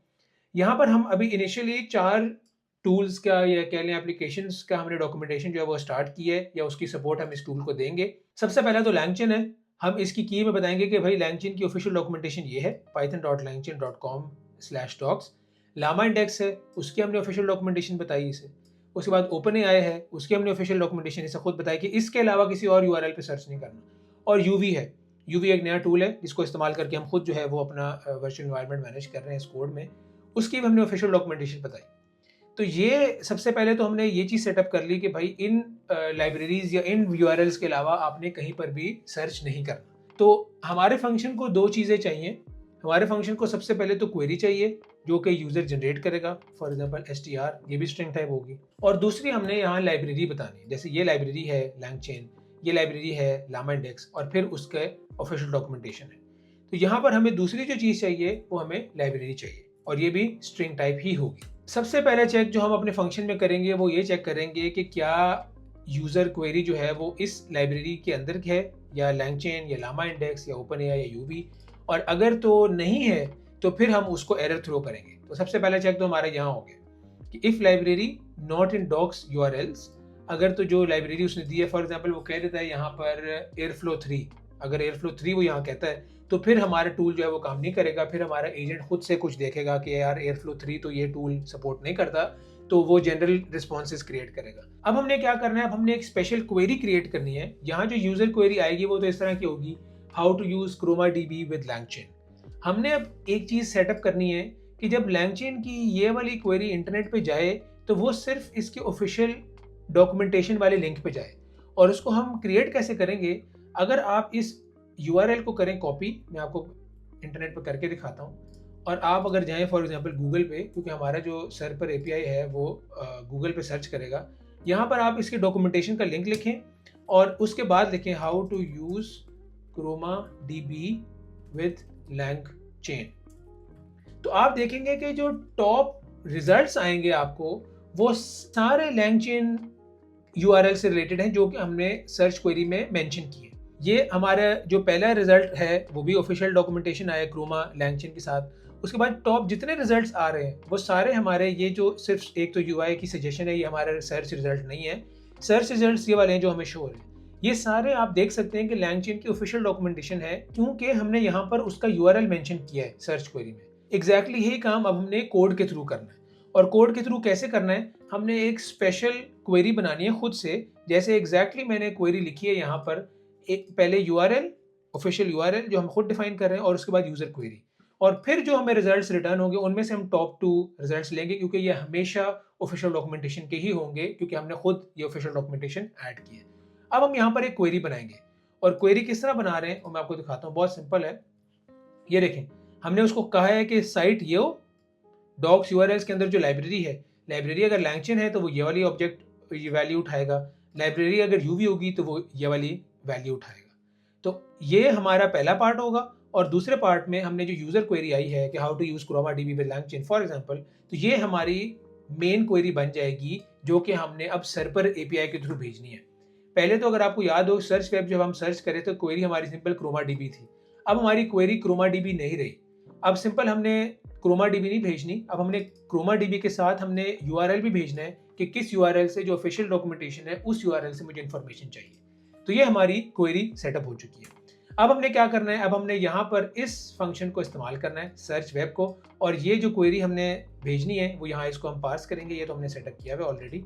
हम करेंगे यहाँ रिजल्ट या रिस्पॉन्स, रिजल्ट्स हो सकता है, और इसको हम इस्तेमाल करेंगे क्वेरी के साथ। ये हमारी क्वेरी हमने ऑलरेडी डिफाइन की है।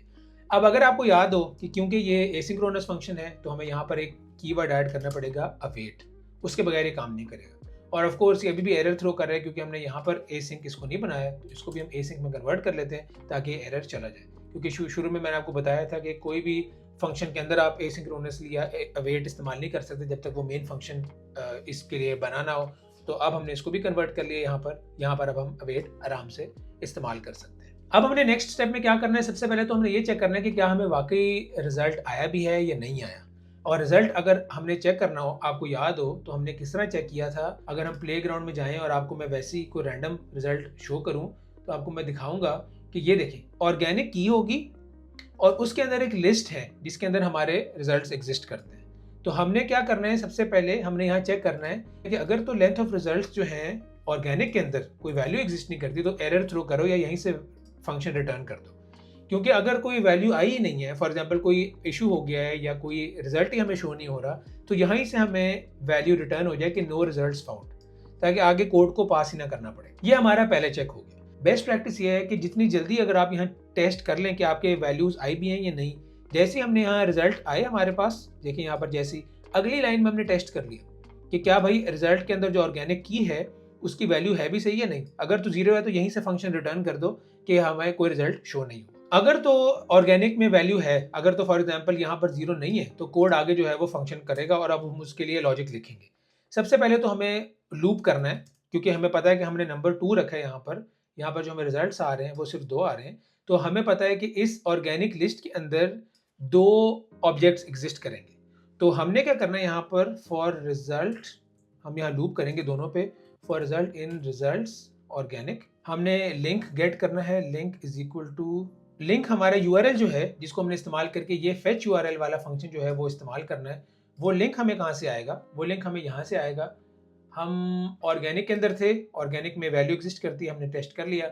अब हम इसके अंदर आ गए, ये हमने लूप कर रहे हैं, हमें 2 ऑब्जेक्ट्स ही शो होंगे क्योंकि यहाँ तो 10 हमने रिजल्ट्स लिखे हुए हैं, हमें वैसे 2 शो होंगे क्योंकि हमने वहाँ लिमिट की है।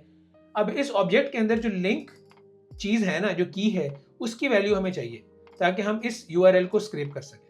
तो हमने क्या करना है, रिजल्ट डॉट गेट और लिंक की जो की है उसको गेट करो और हम इसको डिफॉल्ट भी एक दे देते हैं। अगर तो लिंक हमें कुछ रिटर्न नहीं करता तो rather then throwing an error ये हमें एक नल वैल्यू जो है वो रिटर्न करेगा। तो ये जो लिंक हमने निकाल ली है, अब इस लिंक को हम देंगे अपने इस फेच यूआरएल फंक्शन को और इसे कहेंगे कि हमें सिर्फ रिक्वायर्ड जो डेटा है ना उस पेज पे से जो एग्जिस्ट करता है उसमें से रिक्वायर्ड डेटा हमें रिट्रीव करके ला के दे। तो उसका हमारा क्या होगा, रॉ डेटा फॉर एग्जांपल हम लिख लेते हैं फेच यूआरएल, इसको हमने लिंक पास करना है, इसको हमने लिंक पास कर दिया। अब एक इशू है, अगेन ये बार बार मैं आपको बता रहा हूँ कि फेच यूआरएल एसिंक है तो हमें यहाँ पर अवेट लिखना पड़ेगा। अब हम ये चाहते हैं कि जब हमारा यूज़र क्वेरी पूछे और हमारा ये tool MCP server up and running हो और वो रिटर्न करे रिस्पॉन्स, तो साथ उसके लेबल करे कि किस सोर्स से वो इन्फॉर्मेशन लेकर आया है। हम ये इंश्योर करना चाहते हैं अगर फॉर एग्जांपल कोई इन्फॉर्मेशन आई है रिटर्न में हमारे टूल से, तो हम ये इंश्योर करना चाहते हैं कि हमारा कौन सा सोर्स है, किस यूआरएल से इस एआई एजेंट ने या इस टूल ने हमें रिस्पॉन्स जनरेट करके दिया है। और अगर तो यूज़र चाहता है कि उसने इन डेप्थ और स्टडी करनी है, अगर हमारा सवाल का जवाब ये था how to use Chroma DB with LangChain और वो जो है 5 लाइन्स या 10 लाइन्स में हमारा आंसर जनरेट करता है, लेकिन हम चाहते हैं कि हम इन डेप्थ खुद स्टडी करें, तो हम सिर्फ उस यूआरएल पे क्लिक करें और हम उस यूआरएल पे चले जाएं और वहाँ जाके हम अपनी इन डेप्थ पेज जो है वो स्टडी कर लें, हमें खुद से सर्च ना करनी पड़े, ये वाला स्टेप भी हमारा मिस हो जाए। तो जस्ट टू मेक श्योर कि हम ऑथेंटिक इन्फॉर्मेशन जो है वो रिट्रीव कर रहे हैं, यहाँ पर मैं लेबल भी ऐड करना चाहता हूँ और उसको ऐड करने का बड़ा आसान सा तरीका है, मैं यहाँ पर 3 लाइन्स ऑफ कोड है उसको करता हूँ कॉपी और फिर हम उस पर डिस्कस करते हैं। तो हो ये रहा है यहाँ पर कि हमने सिंपल इस सोर्स को जो हमारा लिंक है जिसको हम फेच कर रहे हैं, सिंपल हमने उसको ऐड कर दिया है अपने रॉ डेटा के साथ। तो जो रॉ डेटा हमारे पेज के अंदर से उसने रिट्रीव किया है उसको और लिंक को जिसमें से उसने डेटा रिट्रीव किया है, उन दोनों को आप कह लें अटैच कर दिया यहाँ पर, इसकी ज़रूरत नहीं है। और इन दोनों को उसने ऐड कर दिया है टेक्स्ट पार्ट्स में, जो कि मैंने डिफाइन नहीं किया। आप सिंपल यहाँ पर टेक्स्ट पार्ट्स एक लिस्ट डिफाइन कर सकते हैं। इस लिस्ट में आपका बेसिक डाटा होगा। हम हर कॉल में 2 ऑब्जेक्ट्स रिटर्न कर रहे हैं सर्वर के थ्रू और उन दोनों को अब हम क्लीन करके इस लिस्ट में अपेंड कर रहे हैं विद सोर्स यूआरएल, और यही चीज़ हमने जो है अब रिटर्न कर देनी है अपने गेट डॉग्स फंक्शन के साथ। ये हमारा फंक्शन जो था वो क्रिएट हो चुका है, लेकिन इशू ये है कि अब हमने इस फंक्शन को टूल में कन्वर्ट करना है। टूल में कन्वर्ट करने के लिए किसी भी फंक्शन को, अगर आपने कोई भी फंक्शन लिखा है तो टूल में कन्वर्ट करने के लिए 2 या 3 चीज़ें जो बहुत इंपॉर्टेंट है and you should always keep them in mind. सबसे पहले तो आपको किसी ना किसी तरह बताना पड़ेगा अपने पाइथन को या अपने कोड को कि ये भाई एक टूल का कोड है, ये नॉर्मल फंक्शन नहीं है। दूसरी जो चीज़ है वो बहुत इंपॉर्टेंट है, वो आपने ये ज़हन में रखनी है कि जो फंक्शन का नाम है वो डिस्क्रिप्टिव होना चाहिए। यहाँ पर मैं ये नहीं लिख सकता कि कूल फंक्शन 1 2 3 या माई फंक्शन 1 2 3 या हसन्स फंक्शन, ये नाम नहीं होना चाहिए। बहुत डिस्क्रिप्टिव नाम होना चाहिए, क्योंकि एआई एजेंट जब टूल कॉल करता है तो उसको पता कैसे चलता है कि कौन सा टूल सही टूल है इस काम के लिए। अगर तो जब हम अपने टूल को इंटीग्रेट करेंगे और एजेंट से पूछेंगे कि भाई how to use Chroma DB with LangChain, तो हमारे एजेंट को कैसे पता चलेगा कि यार ये गेट डॉक्स वाला टूल जो है इसको मैं कॉल करूंगा तो ये हमारा करेक्ट रिजल्ट लेकर आएगा। उसको पता चलेगा 2 जगहों से। सबसे पहले तो इसका नाम क्या है, गेट डॉक्स, ये क्लियर होना चाहिए। और उसके बाद जो सबसे इंपॉर्टेंट है वो है डॉक स्ट्रिंग। यहाँ पर आप जो डॉक स्ट्रिंग लिखेंगे वो आपके LLM को या AI एजेंट को शो होगी जब वो टूल कॉल करने के देखेगा। जब वो देखेगा ना कि यार मेरे पास 10 टूल्स हैं और उन 10 में से कौन सा टूल मैंने करेक्ट चूज करना है इस काम के लिए, तो उसके पास ये जो टूल का नाम है ये चीज जाएगी और आपकी डॉक स्ट्रिंग जाएगी। अगर आप लिख दें यहाँ पर this tool is for funny jokes, अगर आप ये लिख देते हैं और आप अपने कह लें इस टूल को बना के एक MCP सर्वर भी रन करते हैं और फिर दोबारा क्वेश्चन पूछते हैं कि भाई मुझे बताओ कि यूवी को किस तरह इस्तेमाल करना है, यूवी से पैकेज पब्लिश किस तरह करना है, तो ये फंक्शन कभी रन नहीं होगा, क्योंकि आपने इसकी डिस्क्रिप्शन ही ख़राब दी हुई है। तो इसकी डिस्क्रिप्शन ये डॉक स्ट्रिंग अच्छी लिखना बहुत ज़रूरी है। तो उसको मैंने यहाँ पर अच्छे तरीके से लिखा है और मैं आपको ये टिप भी बताना चाहता था कि ताकि आप अगर खुद से फंक्शन कोई बना रहे हैं तो उसको इस चीज़ पे बहुत फोकस करें। तो लिखा है search the latest documentations for a given query and library, और अभी लिखा है supports LangChain, OpenAI, Llama Index and UV. अब इस यहाँ पर अब हम AI एजेंट को बता रहे हैं कि सिर्फ अभी तक ये 4 या 5 जो एप्लीकेशंस या टूल्स हैं सिर्फ इनको अभी हम सपोर्ट करते हैं। ये टूल है सिर्फ इनको सपोर्ट करता है। अगर तो इसके अलावा कोई क्वेरी है तो ये टूल कॉल करने की कोई जरूरत नहीं है, इसका कोई फायदा नहीं है। आर्गुमेंट हमने बता दिए कि भाई ये क्वेरी होगी publish a package with UV इस तरह फॉर एग्जांपल, और एक लाइब्रेरी होगी यूवी। ये 2 चीजें हमें चाहिए और हम रिटर्न क्या करते हैं, summarize text from docs with source links. ये हमने उसको एक बहुत अच्छे तरीके से बता दिया है AI एजेंट को कि ये हमारा काम है बेसिक हम इस फंक्शन का। अब दूसरा इशू ये है कि अभी तक तो ये नॉर्मल फंक्शन है, इसको टूल में कैसे कन्वर्ट करना है। सबसे पहले तो हमें फास्ट MCP ऐड करनी पड़ेगी अपने सिस्टम में, तो हम लिखेंगे UV ऐड फास्ट MCP। अभी तक सिंपल ये जो कोड है ये पाइथन का नॉर्मल कोड है, इसमें कोई टूल या MCP सर्वर की कोई ऐसी फैंसी बात नहीं है, सिर्फ ये नॉर्मल कोड है जो एसिंक जिसमें फंक्शंस डिफाइंड है। अब हमने इसको कन्वर्ट करना है इनटू एन MCP सर्वर और उसके लिए जो हमें फ्रेमवर्क चाहिए वो है फास्ट MCP। फास्ट MCP हमने ऐड कर लिया है। इसके लिए हम सबसे ऊपर अब हम कुछ इंपोर्ट्स करेंगे। सबसे पहले तो हमने इंपोर्ट करनी है फास्ट MCP की लाइब्रेरी और उसके बाद हमने एक सर्वर बनाना है MCP सर्वर। उसको बनाने का क्या तरीका है, उसको बनाने का बहुत आसान तरीका है, आपने सिंपल लिखना है MCP is equal to fast MCP और इस सर्वर का कोई भी नाम दे दें, डॉक्स फॉर एग्जाम्पल, यहाँ पर मैंने डॉक्स इसका नाम दे दिया। तो अब हमने इस MCP ऑब्जेक्ट को हमने फास्ट MCP का एक क्लास का एक ऑब्जेक्ट बनाया है और इस ऑब्जेक्ट को इस्तेमाल करके हमने इस फंक्शन को जो हमारा गेट डॉक्स है इसको हमने टूल में कन्वर्ट करना है।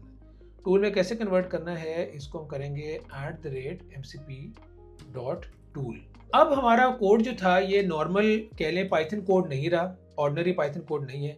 अब हमने इसको एक MCP सर्वर स्टाइल में टूल बना लिया है और अब हम इसको इस्तेमाल करेंगे अपने क्लाइंट के थ्रू, टेस्ट करेंगे कि हमारा MCP सर्वर रन हो भी रहा है और इसको हम टेस्टिंग करेंगे विद आवर क्लाइंट।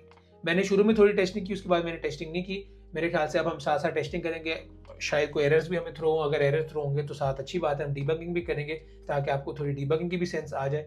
लेकिन यहाँ तक अब हम काम जो है वो सेटअप कर चुके हैं। अब एक जो बहुत इंपॉर्टेंट कॉन्सेप्ट है MCP सर्वर्स का वो मैं आपसे डिस्कस करना चाहता हूँ और हम यहाँ पर उसको इस्तेमाल भी करेंगे। MCP सर्वर से AI एजेंट्स मुख्तलिफ तरीके से इंटरेक्ट कर सकते हैं। कुछ MCP सर्वर्स रिमोट होस्टेड होते हैं, जैसे अभी हमारा कोड है ना, इसको भी हमने रन तो कहीं नहीं किया, तो सिंपल पाइथन फाइल में एग्जिस्ट कर रहा है, इसको भी हम कहीं रन करेंगे। अब उसको किस तरह अपने AI एजेंट से हमने लिंक करना है उसके मुख्तलिफ तरीके हैं। या तो आप लोकली करें, उसके लिए है ट्रांसपोर्ट STDIO जिसको आज हम इस्तेमाल करेंगे क्योंकि लोकल टेस्टिंग के लिए वो बेस्ट है, क्विक है और लोकल टेस्टिंग के लिए बेस्ट है। लेकिन उसका इशू ये है कि वो रिमोट एग्जिस्ट नहीं कर सकता। अगर मैंने ये सर्वर बनाया है और इसकी ट्रांसपोर्ट में STDIO रखता हूँ, जो कि मैं आपको रख के दिखाऊंगा अभी, तो ये सिर्फ तभी इस्तेमाल हो सकता है MCP सर्वर अगर मैं अपना एजेंट या क्लाइंट भी इसी लैपटॉप पे रन करूँ। अगर फॉर एग्जांपल मैंने MCP सर्वर बनाया है और मैं चाहता हूँ कि पूरी दुनिया इसको इस्तेमाल करे रिमोटली, अपने लैपटॉप पे डाउनलोड किए बगैर इस्तेमाल करें, तो फिर STDIO काम नहीं करेगा, फिर आपको HTTP सर्वर होस्ट करना पड़ेगा और उसका एक डिफरेंट तरीका है, थोड़ा सा उसकी सेटिंग थोड़ी डिफरेंट है, उसका डिफरेंट तरीका है। लेकिन आज जो है हम STDIO को कवर करेंगे और लोकल MCP सर्वर की टेस्टिंग करेंगे। हमने अब सिंपल अपने MCP सर्वर का एंट्री पॉइंट बताना है और एंट्री पॉइंट बताने के लिए हम करेंगे मेन, हम एक छोटा सा मेन फंक्शन डिफाइन करेंगे और हमने यहाँ पर करना है mcp.run। ये MCP कहाँ से आया है? ये MCP हमने सर्वर बनाया है अभी आपके सामने, ये यहाँ पर। इस mcp.run में हम सिर्फ ये बताएंगे कि ट्रांसपोर्ट कौन सी है। यहाँ पर हम डिफाइन करेंगे ट्रांसपोर्ट। हम यहाँ पर स्टैंडर्ड इनपुट आउटपुट रखेंगे। STDIO का मतलब है कि लोकली हमारा क्लाइंट खुद से स्पॉन करेगा MCP सर्वर को, खुद से रन करेगा और इसे इंटरैक्ट करेगा। और अब हम करेंगे if name is equal to main, तो हमें क्या करना है, हमने अपना मेन फंक्शन जो है वो रन करना। तो यहाँ तक हमारा फेज 1 जो है वो कंप्लीट हो चुका है। हमने अपना MCP सर्वर जो है वो बिल्ड कर लिया और अब हम इस MCP सर्वर को टेस्ट करेंगे इन फेज 2। उसमें हम क्या करेंगे, हम एक क्लाइंट बनाएंगे और क्लाइंट के थ्रू हम इस MCP सर्वर को टेस्ट करेंगे कि क्या वाकई में हमारा जो कोड हमने बनाया है, जिसकी हमने इतनी ज़्यादा टेस्टिंग नहीं की, वो काम कर भी रहा है या नहीं। तो शुरू करते हैं अपना फेज 2। अब फेज 2 के लिए सबसे पहले ऑफकोर्स हमें यहाँ पर एक client.py की फाइल क्रिएट करनी पड़ेगी। तो क्लाइंट का कोड लिखने के लिए हमें कुछ इंपोर्ट्स करनी पड़ेंगी सबसे पहले जो रिक्वायर्ड हैं। मैं उनको यहाँ पर सिंपल कॉपी पेस्ट करता हूँ और हम जो है अपना कोड डिस्कस भी करते हैं साथ साथ।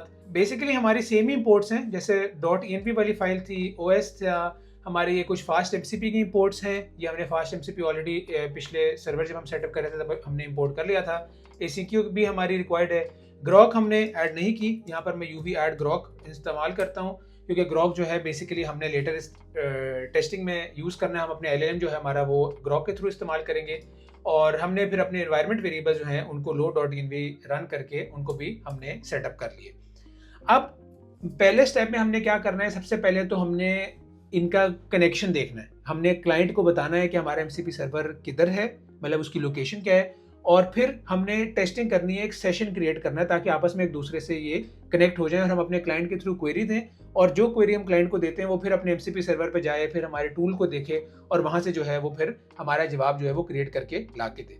तो इस सारे कनेक्शन को बिल्ड करने के लिए जो पहला स्टेप है वो हमें एक स्पेशल तरीके से ये बताना है कि हमारा MCP सर्वर एग्जिस्ट कहाँ पे करता है। और उसको डिफाइन करने के लिए, हमारे सर्वर को डिफाइन करने के लिए कि वो एग्जिस्ट कहाँ करता है, उसका एक स्पेसिफिक तरीका है। जैसे आप यहाँ देख सकते हैं कि STDIO सर्वर पैरामीटर्स का एक क्लास मैंने इंपोर्ट की हुई थी।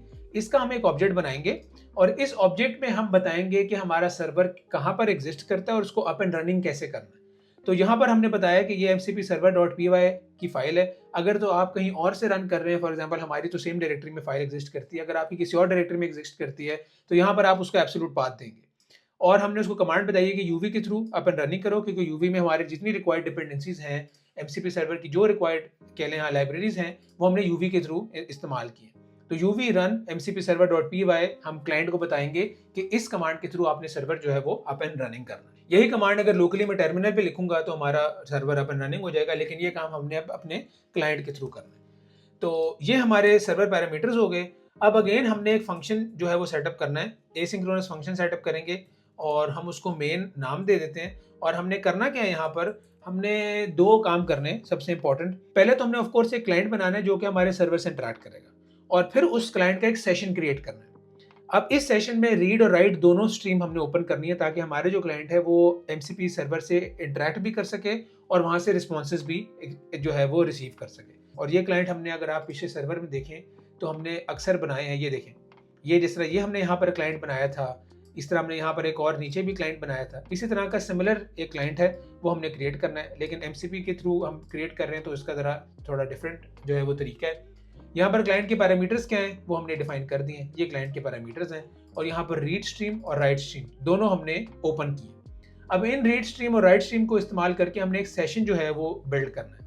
वो हम किस तरह बिल्ड करेंगे, वो हम इस तरह बिल्ड करेंगे। क्लाइंट सेशन, ये सारी क्लासेस हमने इंपोर्ट की हुई हैं, इसमें हम कोई फैंसी कोड नहीं लिख रहे। ये सिंपल हमने पहले क्लाइंट बनाया, उसके बाद क्लाइंट सेशन हमने बिल्ड किया और अब हम इस क्लाइंट सेशन को इनिशियलाइज करेंगे। इनिशियलाइज करने की भी अगेन बड़ी सिंपल कमांड है क्योंकि ये सेशन जो है वो हमने एसिंक के साथ बनाया है। जैसे आप देख सकते हैं यहाँ पर हमने क्लाइंट एसिंक के साथ बनाया था, तो फिर हमने जब क्लाइंट को इस्तेमाल किया तो हमने अवेट के साथ इस्तेमाल किया। इसी तरह हमने जो सेशन है वो एसिंक के साथ बनाया है, जब हम इसे इस्तेमाल करेंगे तो हम इसे अवेट के साथ इस्तेमाल करेंगे। Session dot initialize. अब यहाँ पर हमारा सेशन जो है वो क्रिएट हो चुका है। तो यहाँ तक आइडियली हमारे क्लाइंट को क्या करना चाहिए, हमारे क्लाइंट को कनेक्ट करके हमारे एमसीपी सर्वर से बेसिक जो सेशन है वो क्रिएट कर लेना चाहिए।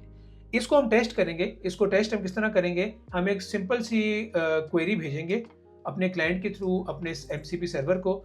हम यहाँ पर क्वेरी भेज रहे हैं कि सेशन, उसी सेशन में कह रहे हैं लिस्ट टूल्स की कमांड इस्तेमाल करके, मेथड इस्तेमाल करके हम जो टूल्स एग्जिस्ट करते हैं सिर्फ हम वो प्रिंट कर रहे हैं अपने टर्मिनल पर, ताकि हम इंश्योर कर लें कि हमारा कनेक्शन जो है क्लाइंट और सर्वर का वो परफेक्ट है। ये कमांड हमने इस्तेमाल की है। अब हमने सिंपल इस मेन जो फंक्शन है उसको रन करना है और हम इसको रन करेंगे if name is equal to main. अब इसको आपको अगर याद हो कि जो क्या नाम है एसिंक्रोनस फंक्शंस हैं उसको आप नॉर्मल इस तरह रन नहीं कर सकते। अगर फॉर एग्जांपल यहाँ मैं मेन लिखूंगा और मैं लिखता हूँ UV run client dot P Y, तो ये एरर थ्रो करेगा। ये देखिए ये क्या कह रहा है कि मेन वॉज नेवर अवेटेड। इसको रन करने का एसिंक्यू जो है वो तरीका है, एसिंक्यू डॉट रन। हम इसको एसिंक्रोनसली रन करेंगे और अब हम इसको रन करेंगे तो आइडियली हमें सिर्फ गेट डॉक्स वाला जो टूल है इसका नाम शो होना चाहिए। तो देखते हैं हमारा जो क्लाइंट और सर्वर कनेक्शन है वो सेटअप सही हुआ है या नहीं हुआ।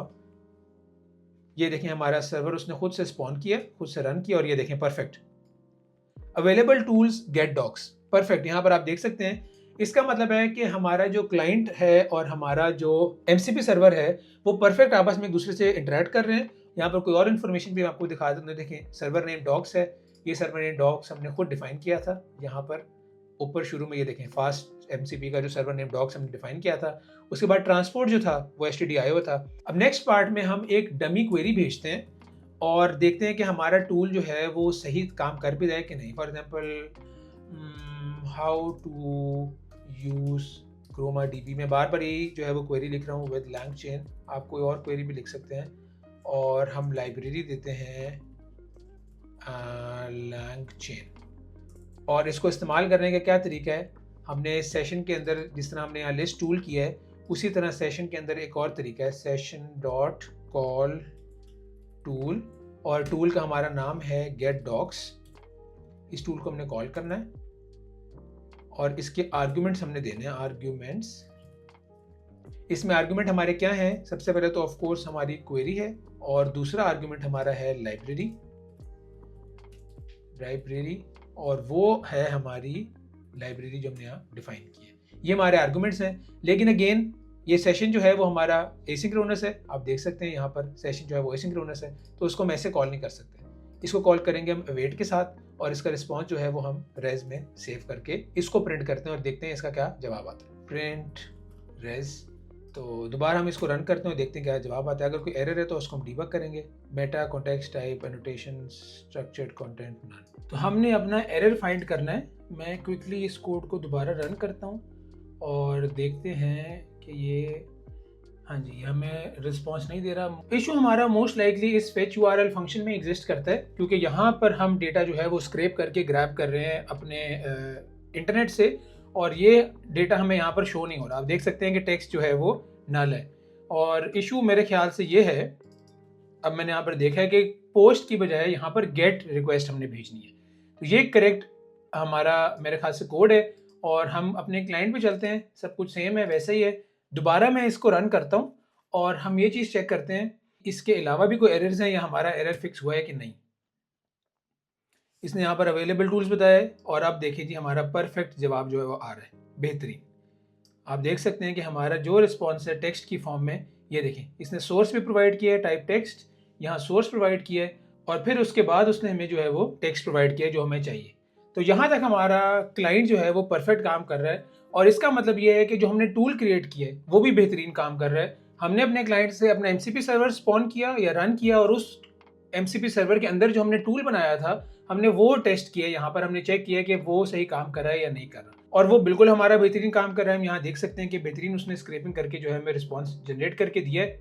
अब यहाँ पर हमने क्या करना है, यहाँ पर अब हमने एक LLM के थ्रू फंक्शन बनाएंगे, LLM फंक्शन, जिसको हम अपनी क्वेरी देंगे, हमारी जो क्वेरी है और लाइब्रेरी, ये दोनों चीज़ें देंगे, और हम अपना ये जो हमने रिस्पॉन्स, ये जो कंटेंट है, ये हम पास करेंगे एज कॉन्टेक्स्ट, और फिर उस LLM से कहेंगे हमें रिस्पॉन्स जनरेट करके दे ह्यूमन रीडेबल। अब ये जो टेक्स्ट है इसमें इंफॉर्मेशन सारी है हमारी, जो हमें क्वेश्चन है हमारा, करेक्ट इन्फॉर्मेशन इसमें एग्जिस्ट करती है, लेकिन ये सारा टेक्स्ट हम नहीं पढ़ सकते, ये कोई फीजिबल सोल्यूशन नहीं है। तो इसका हल ये है कि हमने जो स्क्रैप किया हुआ है, हमारा जो एक्यूरेट स्क्रैप्ड टेक्स्ट है, वो हम देंगे अपने AI LLM मॉडल को, और साथ क्वेरी देंगे, और वो LLM जो है फिर हमें रिस्पॉन्स जनरेट करके देगा। तो ये सेटअप करने के लिए हम एक फंक्शन बनाएंगे यूटिल्स में using Grok LLM function to create a human readable response. For example ये करेगा क्या, हम देंगे आंसर, और ये हम एक फंक्शन बनाते हैं get response from LLM for example, या हम क्वेरी देंगे और कॉन्टेक्स्ट देंगे, शायद सिस्टम प्रॉम्प्ट भी दें। ये सारी चीज़ें जो हैं वो हम सेटअप करेंगे। तो इस सेटअप को हम करते हैं कॉपी यहाँ से। इसी तरह का मोर और लेस हम एक फंक्शन बनाएंगे, और यहाँ पर हमने ऑलरेडी एक फंक्शन डिफाइन किया हुआ है, ये वाला फंक्शन हम सेटअप करते हैं। और सेटअप करने के लिए सबसे पहले जो हमें चीज़ चाहिए वो तो हमें ऑफकोर्स अपने ग्रॉक की API की चाहिए। उसके लिए हम करते हैं import OS, और इसकी API की जो है हम सेटअप करते हैं os.getInf grok API की। ये की अभी हमने बनाई नहीं है ना, हमने अभी अपने .env फाइल में स्टोर की है, और इसको अगर हमने लोड करना है तो ऑफकोर्स हमें क्या करना पड़ेगा, from .env import load .env, और यहाँ फिर हम इसको कॉल करेंगे। इसके लिए ऑफकोर्स हमें जो API की है ये हमारे .env फाइल में एग्जिस्ट करनी चाहिए। इसको मैं करूँगा यहाँ पेस्ट, और API की बनाने के लिए मेरा जो ग्रॉक अकाउंट है उसको मैं लॉगिन करूँगा। इसका भी मैं आपको लिंक नीचे शेयर कर दूँगा। ग्रॉक जो है वो फ्री है, आप इस पर फ्री API की बना सकते हैं। तो यहाँ पर मैं लिख लेता हूँ AI with हसन, और ये लिंक मैं आपके साथ शेयर कर दूँगा। हम API की बनाएंगे, जो API की हमें शो हो रही है उसको हम करेंगे यहाँ पेस्ट, और इसको सेव कर लेंगे। ये .env फाइल भी हमारा काम ख़त्म हो चुका है। अब हमने यूटिल्स में हमारी API की जो है वो सेटअप हो चुकी है। हमने अब क्या करना है, हमने एक क्लाइंट बनाना है, ग्रॉक का क्लाइंट। उसको बनाने के लिए हमें ग्रॉक चाहिए, और हमने ग्रॉक भी इंपोर्ट नहीं किया हुआ। ग्रॉक भी मैं इंपोर्ट कर लेता हूँ। हमने ग्रॉक इंस्टॉल तो किया हुआ है लेकिन इंपोर्ट नहीं किया हुआ। क्लाइंट बेसिकली क्या होता है कि जब भी आपने एक्सटर्नल सिस्टम से इंटरैक्ट करना होता है ना, तो जो बॉडी या जो पीस ऑफ कोड आपका एक्सटर्नल सिस्टम से इंटरैक्ट करेगा वो है क्लाइंट। यहाँ पर हमने ग्रॉक से इंटरैक्ट करना है। ग्रॉक ने अपने कह लें कि कंपनी में हार्डवेयर पे अपने LLMs रन किए हुए, उसको हमने रिक्वेस्ट भेजनी है कि हमारी ये क्वेरी है, हमारा ये सिस्टम प्रॉम्प्ट है, और ये हमारी API की है, मतलब ये हम लोग ऑथेंटिक यूज़र हैं, हम लोग कहीं कोई हैक करने के या कोई हमारी बुरे इरादे नहीं है, ये हमारा सारा डेटा है। आप क्या करो कि आप इसको अपने LLM को दो। तो हम उस रिक्वेस्ट में ये भी बताते हैं कि यार इस LLM के थ्रू हमें रिस्पॉन्स चाहिए। वो LLM हम लोकली रन नहीं कर रहे, वो ग्रॉक ने अपने कंप्यूटर्स पर रन किया हुआ है, वहाँ से वो उनसे रिस्पॉन्स जनरेट करता है, और जो रिस्पॉन्स वहाँ से जनरेट होता है फिर वो हमें रिटर्न करता है यहाँ पर। तो हमने ग्रॉक क्लाइंट बना लिया। अब इसमें हमें बाकी कुछ 2-4 चीज़ें चाहिए, वो हम यहाँ क्रिएट कर लेते हैं। मैं इसको करता हूँ कॉपी अपने सिंपल एक लाइन कोड को। ये क्या कर रहा है, ये कर रहा है यहाँ पर चैट कंप्लीशन जो है, ये जो एंड पॉइंट है ग्रॉक क्लाइंट .chat.completions.create, ये वो एंड पॉइंट है जो हम हिट कर रहे हैं। यहाँ पर हमने ग्रॉक ने अपनी डॉक्यूमेंटेशन में बताया हुआ है कि अगर आपने चैट कंप्लीट करनी है तो इस तरह आपने कोड लिखना है। तो इसका मतलब है कि हम उनके बैकएंड पे इस एंड पॉइंट पे हम जाएंगे और हम रिक्वेस्ट भेजेंगे, मतलब किसी एड्रेस पे या किसी जगह पे हमने रिक्वेस्ट भेजनी होती है। आप समझ लें कि ये वो एड्रेस है, और हमने रिक्वेस्ट में भेजना कि हमने सिस्टम प्रॉम्प्ट भेजना है जो कि हम यहाँ से ले रहे हैं, यूज़र प्रॉम्प्ट भेजना है, हमने यहाँ क्वेरी लिखी हुई थी लेकिन इसको हम यहाँ यूज़र प्रॉम्प्ट लिख लेते हैं। उसके बाद हमने यहाँ मॉडल बताना है। अब मॉडल 2 ऑप्शन हैं, या तो आप GPT-OSS या यहाँ कोई हार्ड कोड कर लें, यहाँ पर मैं हार्ड कोड कर लेता हूँ। एक और बेहतर तरीका ये है कि आप यहाँ पर मॉडल भी यहाँ से ले लें, कि मॉडल भी आप यहाँ बताएं कि हमारा जब फंक्शन इस्तेमाल हो, फॉर एग्जांपल चलें यहाँ मॉडल भी हम बता देते हैं, तो मॉडल भी हम यहाँ कर लेते हैं मॉडल। तो ये अब जब हम फंक्शन इस्तेमाल करेंगे तो मॉडल भी हम उस टाइम बताएंगे ग्रॉक को कि हमें कौन से मॉडल से रिस्पॉन्स चाहिए। कॉन्टेक्स्ट की हमें ज़रूरत नहीं है क्योंकि वो चीज़ हमारी यूज़र प्रॉम्प्ट के अंदर ही जाएगी। कॉन्टेक्स्ट जो होगा, सिस्टम प्रॉम्प्ट हमें डिफाइन करना होगा, मॉडल हमने जो है वो बता दिया है। अब हम क्या करेंगे, हमने सिंपल जो हमें रिस्पॉन्स आएगा वो हम यहाँ गेट करेंगे।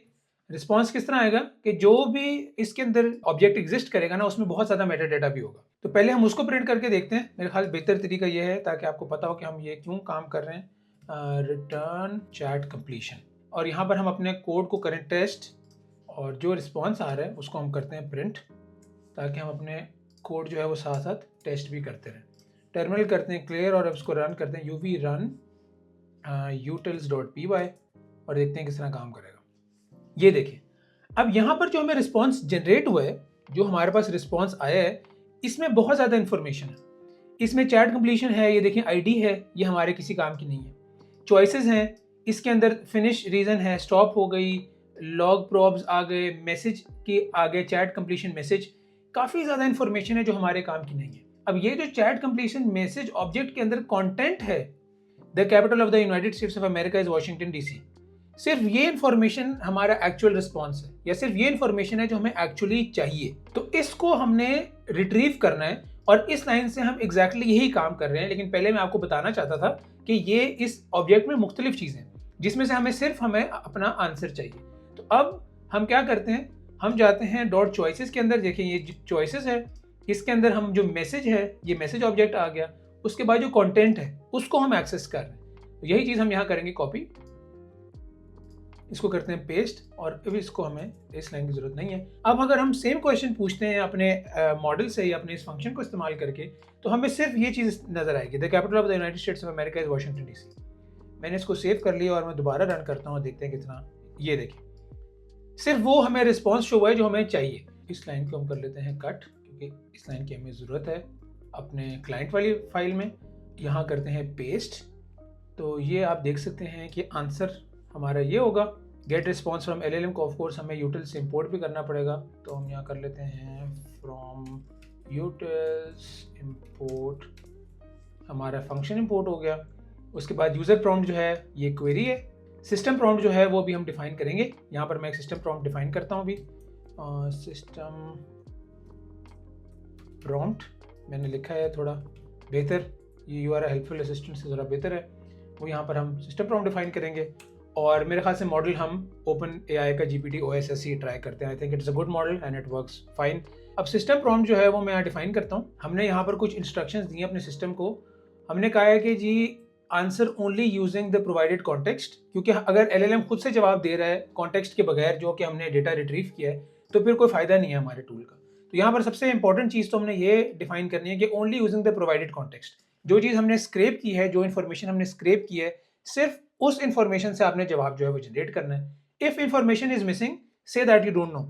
आपको कोई क्या नाम है खुद से जवाब जनरेट करने की जरूरत नहीं है। अगर तो इन्फॉर्मेशन मिसिंग है तो कोई बात नहीं, आप कहते हैं कि आपके पास इन्फॉर्मेशन नहीं है। हमें हेलुसिनेशन की या हमें AI जनरेटेड कंटेंट नहीं चाहिए, हमें ऑफिशियल डॉक्यूमेंटेशन से जवाब चाहिए। उसके बाद हमने कहा है कि हर सोर्स हमने रखनी है, keep every source line exactly, list sources at the end. ये हमारा सिस्टम प्रॉम्प्ट है। ये बहुत ही ब्रीफ से सिस्टम प्रॉम्प्ट है, आप इसको और स्पेशलाइज कर सकते हैं और तरीके से आप बता सकते हैं या और बेटर कर सकते हैं, लेकिन मैंने सिंपल ये सिस्टम प्रॉम्प्ट यहाँ पर लिखा है और टेस्टिंग में इसके बहुत डिसेंट रिजल्ट्स मुझे शो हुए हैं। यहाँ सिस्टम प्रॉम्प्ट भी हम डिफाइन कर देते हैं और ये एक्स्ट्रा ब्रैकेट है, इसको भी हम खत्म कर लेते हैं। तो यहाँ तक हमारा काम जो है वो सेटअप हो चुका है। अब एक चीज़ हमने और ऐड करनी है, यहाँ पर अब हम यूजर प्रॉम्प्ट में सिर्फ क्वेरी दे रहे हैं। अब कॉन्टेक्स्ट जो है हमारा ये कॉन्टेक्स्ट है, इसको मैं अब चेंज करके कर देता हूँ कॉन्टेक्स्ट। ये हमारा कॉन्टेक्स्ट है बेसिकली। इसको अब हमें अटैच करना पड़ेगा अपनी यूज़र क्वेरी के साथ। हमने यूज़र क्वेरी भेजनी है, साथ हमने खुद कॉन्टेक्स्ट भेजना है, और हमने अपने LLM को तो बता दिया सिस्टम प्रॉम्प्ट में कि जो प्रोवाइडेड कॉन्टेक्स्ट है सिर्फ उसमें से हमें जवाब चाहिए। तो उसको जनरेट करने का क्या तरीका है, हम सिंपल आप ये कर सकते हैं। उसका आसान तरीका ये है कि आप कॉन्टेक्स्ट, इसकी स्पेलिंग है, उसका आसान तरीका है यूज़र प्रॉम्प्ट। हम एक नया प्रॉम्प्ट बनाते हैं और उसमें लिख लेते हैं एक फॉर्मेटेड स्ट्रिंग, हम कहते हैं क्वेश्चन या क्वेरी। क्वेरी क्या होगी हमारी, क्वेरी हमारी होगी जो हमारी एक्चुअल क्वेरी है। उसके बाद हमने जो दूसरी चीज़ भेजनी है वो है कॉन्टेक्स्ट, और कॉन्टेक्स्ट हमारा क्या होगा, कॉन्टेक्स्ट होगा हमारा ये कॉन्टेक्स्ट। ये चीज़ हम यहाँ अटैच कर देते हैं। अब ये पूरा हमारा एक प्रॉपर यूज़र प्रॉम्प्ट बन चुका है। इसमें हमने क्वेरी भी दे दी, हमने जो स्क्रिप्ट कॉन्टेक्स्ट था वो भी दे दिया। अब ये दोनों चीज़ें हम LLM को दे रहे हैं। अब हमने क्या करना है कि हमने रादर देन सिर्फ ये क्वेरी दें, क्योंकि अगर आप सिर्फ ये क्वेरी देंगे तो आपको कोई जवाब नहीं आएगा, आपको यूज़र प्रॉम्प्ट पूरा देना पड़ेगा। और बल्कि अगर आपने इसको और डिस्क्रिप्टिव बनाना है तो उसको लिख दें विद कॉन्टेक्स्ट, और ये यूज़र प्रॉम्प्ट विद कॉन्टेक्स्ट जो है हम यहाँ पास करेंगे। अब हम इसको रिटर्न करते हैं या प्रिंट करते हैं और देखते हैं कि ये किस तरह काम करता है। अब क्या होना चाहिए, अब रादर देन हमें वो पूरा जो स्क्रिप्ट इन्फॉर्मेशन थी वो शो होने की बजाय हमारे पास सिर्फ आंसर आना चाहिए इस सवाल का, एक क्रोमा डीबी विद LangChain किस तरह इस्तेमाल करना है। इसको हम करते हैं सेव, मैं करता हूँ, और अब हम करते हैं इसको रन क्लाइंट को, और ये देखें उसने MCP सर्वर जो है वो स्पॉन किया। उसके बाद ये देखिए परफेक्ट, ये आप देख सकते हैं किस तरह उसने पहले इंटीग्रेशन पैकेज बताया, फिर OpenAI एम्बेडिंग्स का बताया, फिर क्रोमा वेक्टर का बताया। परफेक्ट। और ब्यूटीफुल बात ये देखें जी, 8 स्टेप्स में उसने परफेक्टली ऑफिशियल डॉक्यूमेंटेशन से डेटा स्क्रैप करके ला के हमारा रिस्पॉन्स जो है वो जनरेट किया। और ब्यूटीफुल बात ये है कि एंड पे आपको ये 2 सोर्सेज भी नजर आ रही हैं पाइथन की। अगर आप देखें पाइथन LangChain की 2 सोर्सेज हैं, क्रोमा और क्रोमा सेल्फ क्वेरी। ये ऑफिशियल वेबसाइट के लिंक्स हैं। अगर मैं इनको क्लिक करता हूं तो आप देखेंगे, ये देखें उन पेजेस पे आपको लेके आइए जिन पेजेस पे आपके पास ऑफिशियल डॉक्यूमेंटेशन जो है वो एग्जिस्ट करती है। ये देखिए, अगर आपने इन डेप्थ और पढ़ना है तो आप इसको और पढ़ के अपना जो है वो इन डेप्थ सोल्यूशन जो है वो क्रिएट कर सकते हैं। लेकिन ब्यूटी ये है कि अब हम ऑफिशियल डॉक्यूमेंटेशन इस्तेमाल कर रहे हैं या अपनी मर्जी की डॉक्यूमेंटेशन इस्तेमाल कर रहे हैं। ये इंपॉर्टेंट नहीं है कि हम कौन सा सोर्स इस्तेमाल कर रहे हैं, यहाँ पर आप चेंज करके अपनी मर्जी के जो आपके वेरीफाइड सोर्सेज हैं या जो ट्रस्ट वर्दी सोर्सेज हैं आप कोई और भी ऐड कर सकते हैं। सिर्फ ज़रूरी नहीं है कि python.langchain, ये मेरे ख्याल से वैसे भी डेप्रिकेटेड हो चुकी है। इसके अलावा कोई भी आप डॉक्यूमेंटेशन इस्तेमाल कर सकते हैं।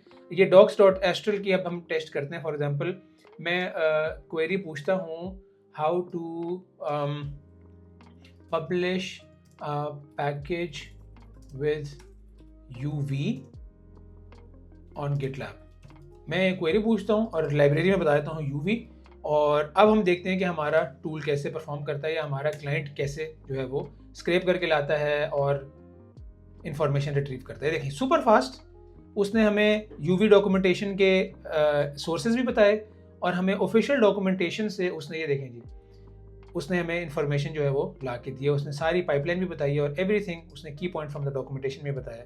इसको अगर मैं क्लिक करूँ तो ये डायरेक्ट, ये देखें जी, यूजिंग UV इन GitLab CI/CD।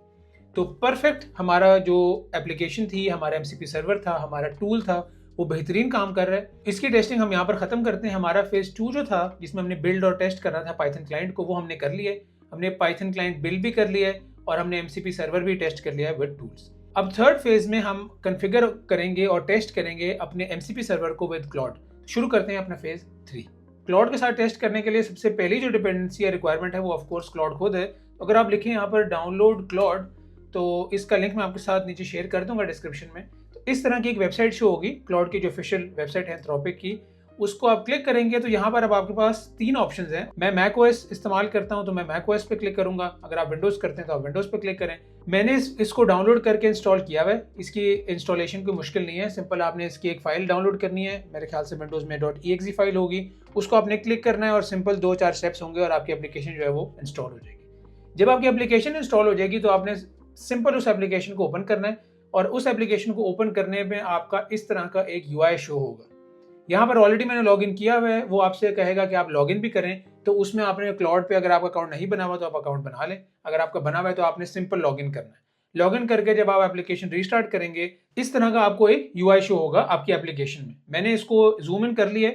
हमने करना क्या है कि हमने जाना है इसकी डेवलपर सेटिंग्स में। हम जाएंगे क्लाउड की ऑप्शंस में। यहाँ पर मुझे टॉप लेफ्ट पे शो होती हैं ये सेटिंग्स, मैक में, विंडोज़ में भी इसकी सेटिंग्स यहाँ पर मैं लेफ्ट या राइट पे आपको शो होंगी। यहाँ पर इसकी सेटिंग्स में जब आप क्लिक करेंगे तो आपको इस तरह का एक UI शो होगा। इस तरह का UI शो होगा। यहाँ पर मल्टीपल ऑप्शंस आप सेट कर सकते हैं, प्रोफाइल आप चेंज कर सकते हैं, यहाँ पर अकाउंट की बातें कुछ थोड़ी सी मेरे ख्याल से होंगी, प्राइवेसी और बिलिंग के फीचर्स यहाँ पर आप सेट कर सकते हैं। मैंने फ्री प्लान ही रखा है ताकि मेजॉरिटी लोग जो फ्री प्लान इस्तेमाल कर रहे हैं वो भी इसको इस्तेमाल कर सकें और टेस्ट कर सकें हम अपना MCP सर्वर। हमारा काम जो है वो यहाँ डेवलपर सेटिंग्स में होगा। आपने डेवलपर सेटिंग्स को देखना है। अगर आप विंडोज़ में भी जा रहे हैं तो आपने यहाँ पर डेवलपर सेटिंग्स पे क्लिक करना है और यहाँ पर हमने जो क्लाउड की बेसिक कॉन्फ़िगरेशन है उसको चेंज करके अपना MCP सर्वर इस क्लाउड में इंटीग्रेट करना है। और उसको इंटीग्रेट करने का एक स्पेशल तरीका है। हम क्या करेंगे, एडिट कॉन्फ़िग पे क्लिक करेंगे तो ये क्लाउड की डिपॉजिटरी है उसके अंदर आपको एक फाइल शो होगी। ये फाइल शो होगी जिसका नाम होगा claude_desktop_config.json। ये फाइल बेसिकली एम्प्टी होगी। अगर मैं इस फाइल को ओपन करूं अपने VS कोड में ही, अगर हम दोबारा जाएं और मैं इस फाइल को ओपन करूं तो ये देखिए ये एम्प्टी फाइल है। यहाँ पर अब हमें एक स्पेशल तरीके से अपना MCP सर्वर जो है वो डिफाइन करना पड़ेगा। ये कमांड आपने पेस्ट करनी है, ये JSON ऑब्जेक्ट आपने पेस्ट करना है अपने इस फाइल में। तो इसको मैं थोड़ा सा डिस्कस करना चाहता हूँ। इसमें हमने क्या किया है, एक तो हमने MCP सर्वर की एक फाइल बनाई है या JSON ऑब्जेक्ट बनाया है। इसके अंदर हम डिफरेंट कीज ऐड कर सकते हैं। यहाँ पर हमारी एक MCP सर्वर डिफाइन हो गया। अगर मैं कोई और MCP सर्वर बनाना चाहता हूँ तो यहाँ पर मैंने एक नई डिक्शनरी बनाई, माई MCP सर्वर 2। अगर कोई और MCP सर्वर आप ऐड करना चाहते हैं और उसमें भी यही सारी चीज़ें आपने दोबारा ऐड करनी है, यही सारी डिटेल्स आपने शेयर करनी है।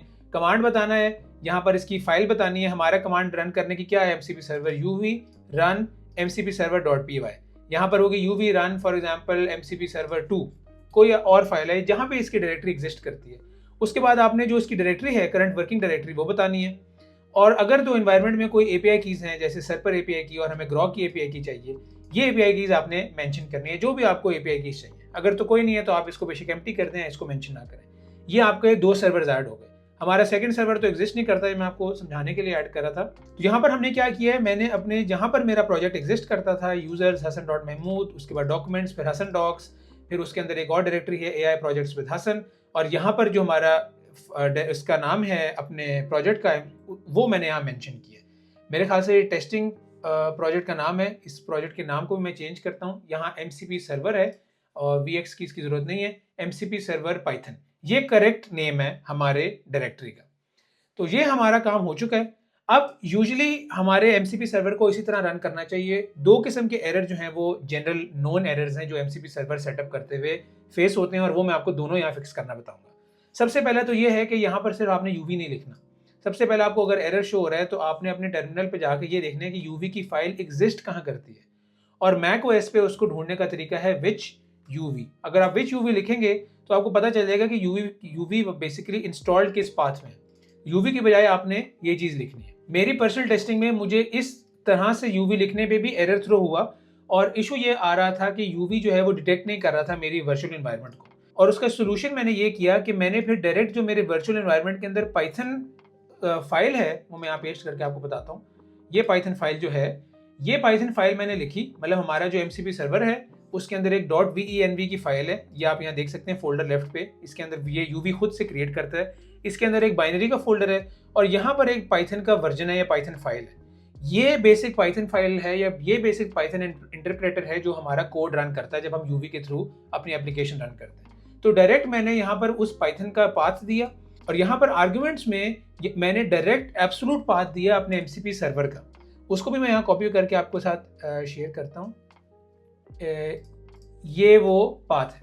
तो यहाँ पर हमारा VX नहीं है। आप पहले UV से ट्राई करें। अगर UV काम नहीं करता तो फिर आप ये सेकंड टिप जो है, जो मैंने आपको बताया, UV का कंप्लीट लिंक ऐड करें। अगर वो भी काम नहीं करता तो ये फॉर श्योर काम करेगा।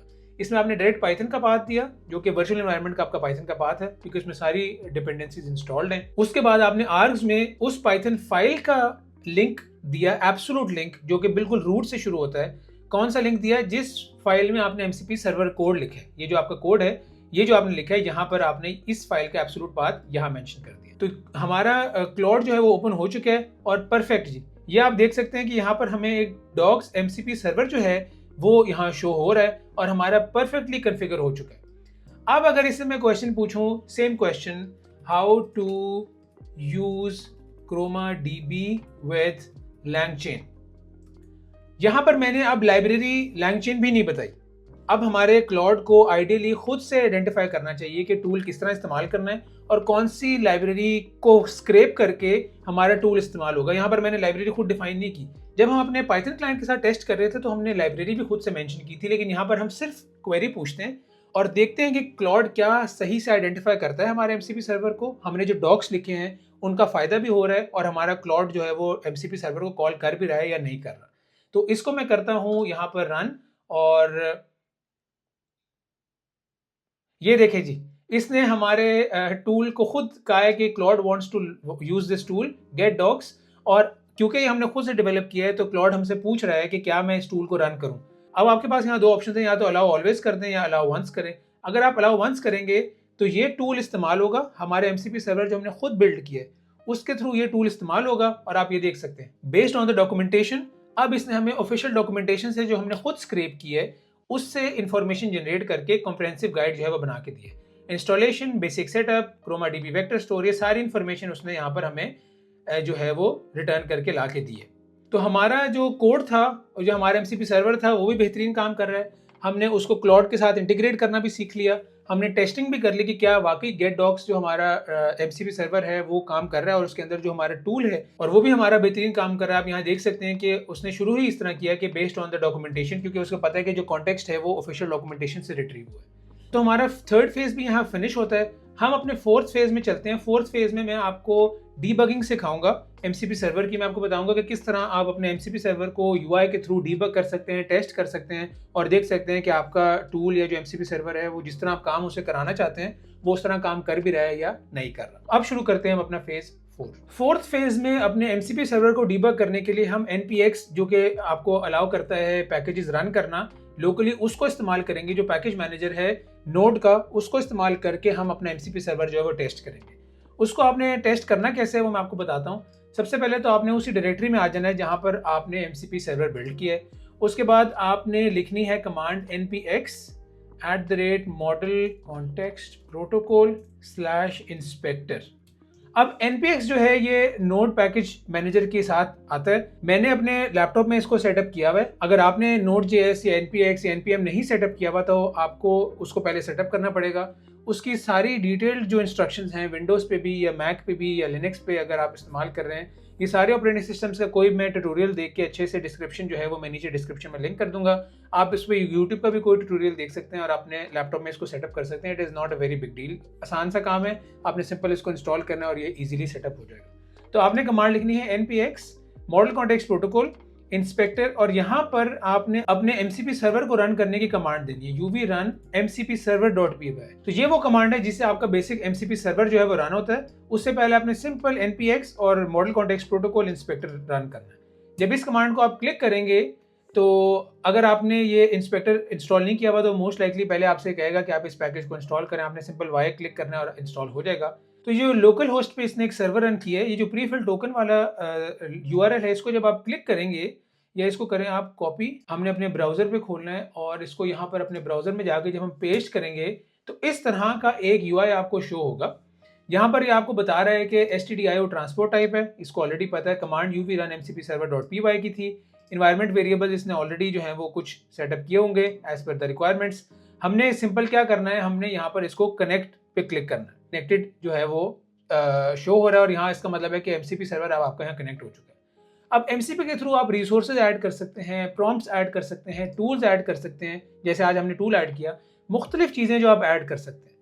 यहाँ पर जब हम लिस्ट टूल्स करेंगे तो हमें गेट डॉक्स शो होना चाहिए। देखें ये हमारा टूल जो है वो शो है और ये हमारी डॉक स्ट्रिंग थी वो भी बता रहा है search the latest docs for a given query and library और कौन कौन से सपोर्ट करता है, सारी चीज़ें जो है हमें शो कर रहा है। यहाँ पर टेस्टिंग करने का क्या काम है, आपने सिंपल क्वेरी पे जाना है। यहाँ पर आपने कोई और क्वेरी लिखनी है, for example how to install a package using UV या फॉर एग्जांपल, और लाइब्रेरी ऑफ कोर्स हमारी UV होगी।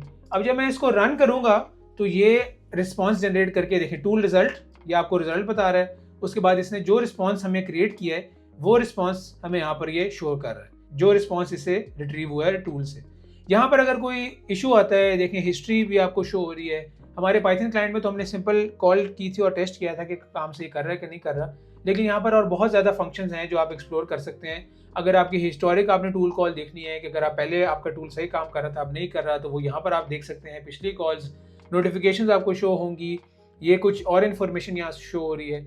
तो बहुत ज़्यादा इस जो क्या नाम है इंस्पेक्टर सेटअप है, यहाँ पर आपके पास बहुत ज़्यादा ऑप्शंस हैं अपने टूल को डीबग करने के लिए और अपने टूल को यूज़ करने के लिए और आप देखने के लिए कि आपका टूल और MCP सर्वर जो है वो सही से काम कर भी रहा है या नहीं कर रहा। तो ये ब्रीफली मैं आपको बताना चाहता था कि किस तरह आप ऑफिशियल MCP इंस्पेक्टर को यूज़ करके आप अपने MCP सर्वर और अपने टूल्स को किस तरह इस्तेमाल कर सकते हैं। तो यहाँ पर अब मैं आपको छोटी सी एक टिप देना चाहता हूँ AI वेब स्क्रैपिंग से रिलेटेड, क्योंकि वीडियो के शुरू में मैंने आपको बताया था कि हम AI वेब स्क्रैपिंग से रिलेटेड भी बात करेंगे या टास्क करेंगे।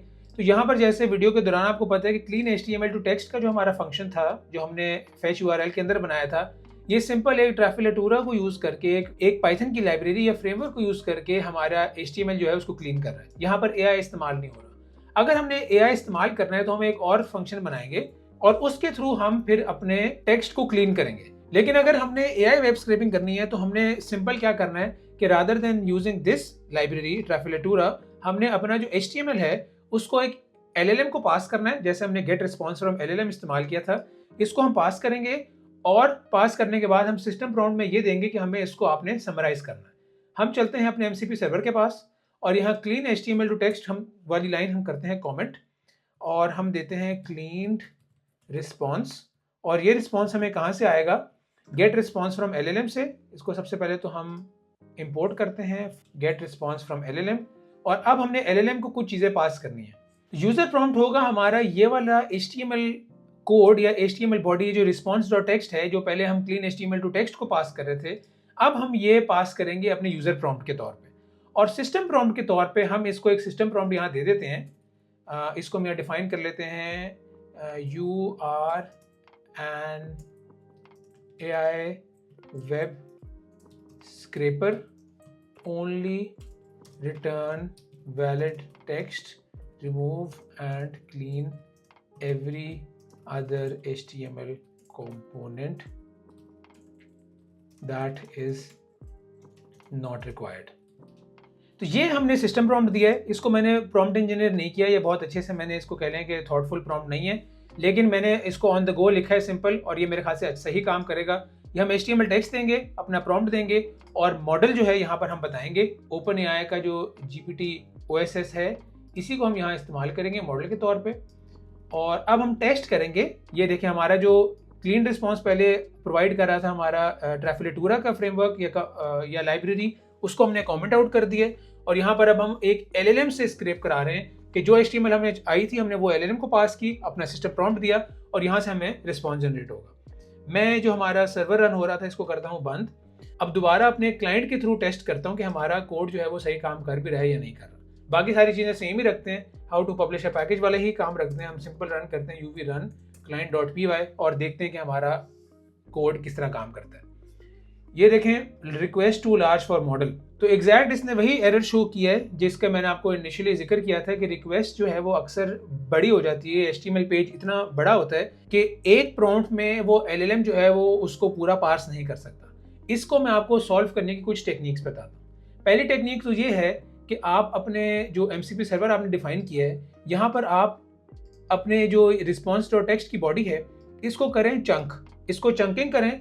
आप बना लें 2000 या 3000 या 4000 कैरेक्टर्स जो हैं उनका, या 10,000 कैरेक्टर्स का, जो भी आपकी एक लिमिट है जो उसकी आप कह लें कि कॉन्टेक्स्ट के अंदर आती है, उसको आप इस्तेमाल करें। यहाँ पर हमको ऐसा कोड लिखते हैं जो कि चंक बाय चंक LLM को जाए और उसके अंदर से इंफॉर्मेशन रिट्रीव हो। रादर देन हम पूरा वेबसाइट का पेज जो है अपने LLM को दें और लिमिट एक्सीड कर दें, हम चंक्स में कन्वर्ट करते हैं और हर चंक की हम लोग डेटा रिट्रीव करते हैं LLM के थ्रू और उसको फिर हम अपने आंसर में सेव करते रहते हैं।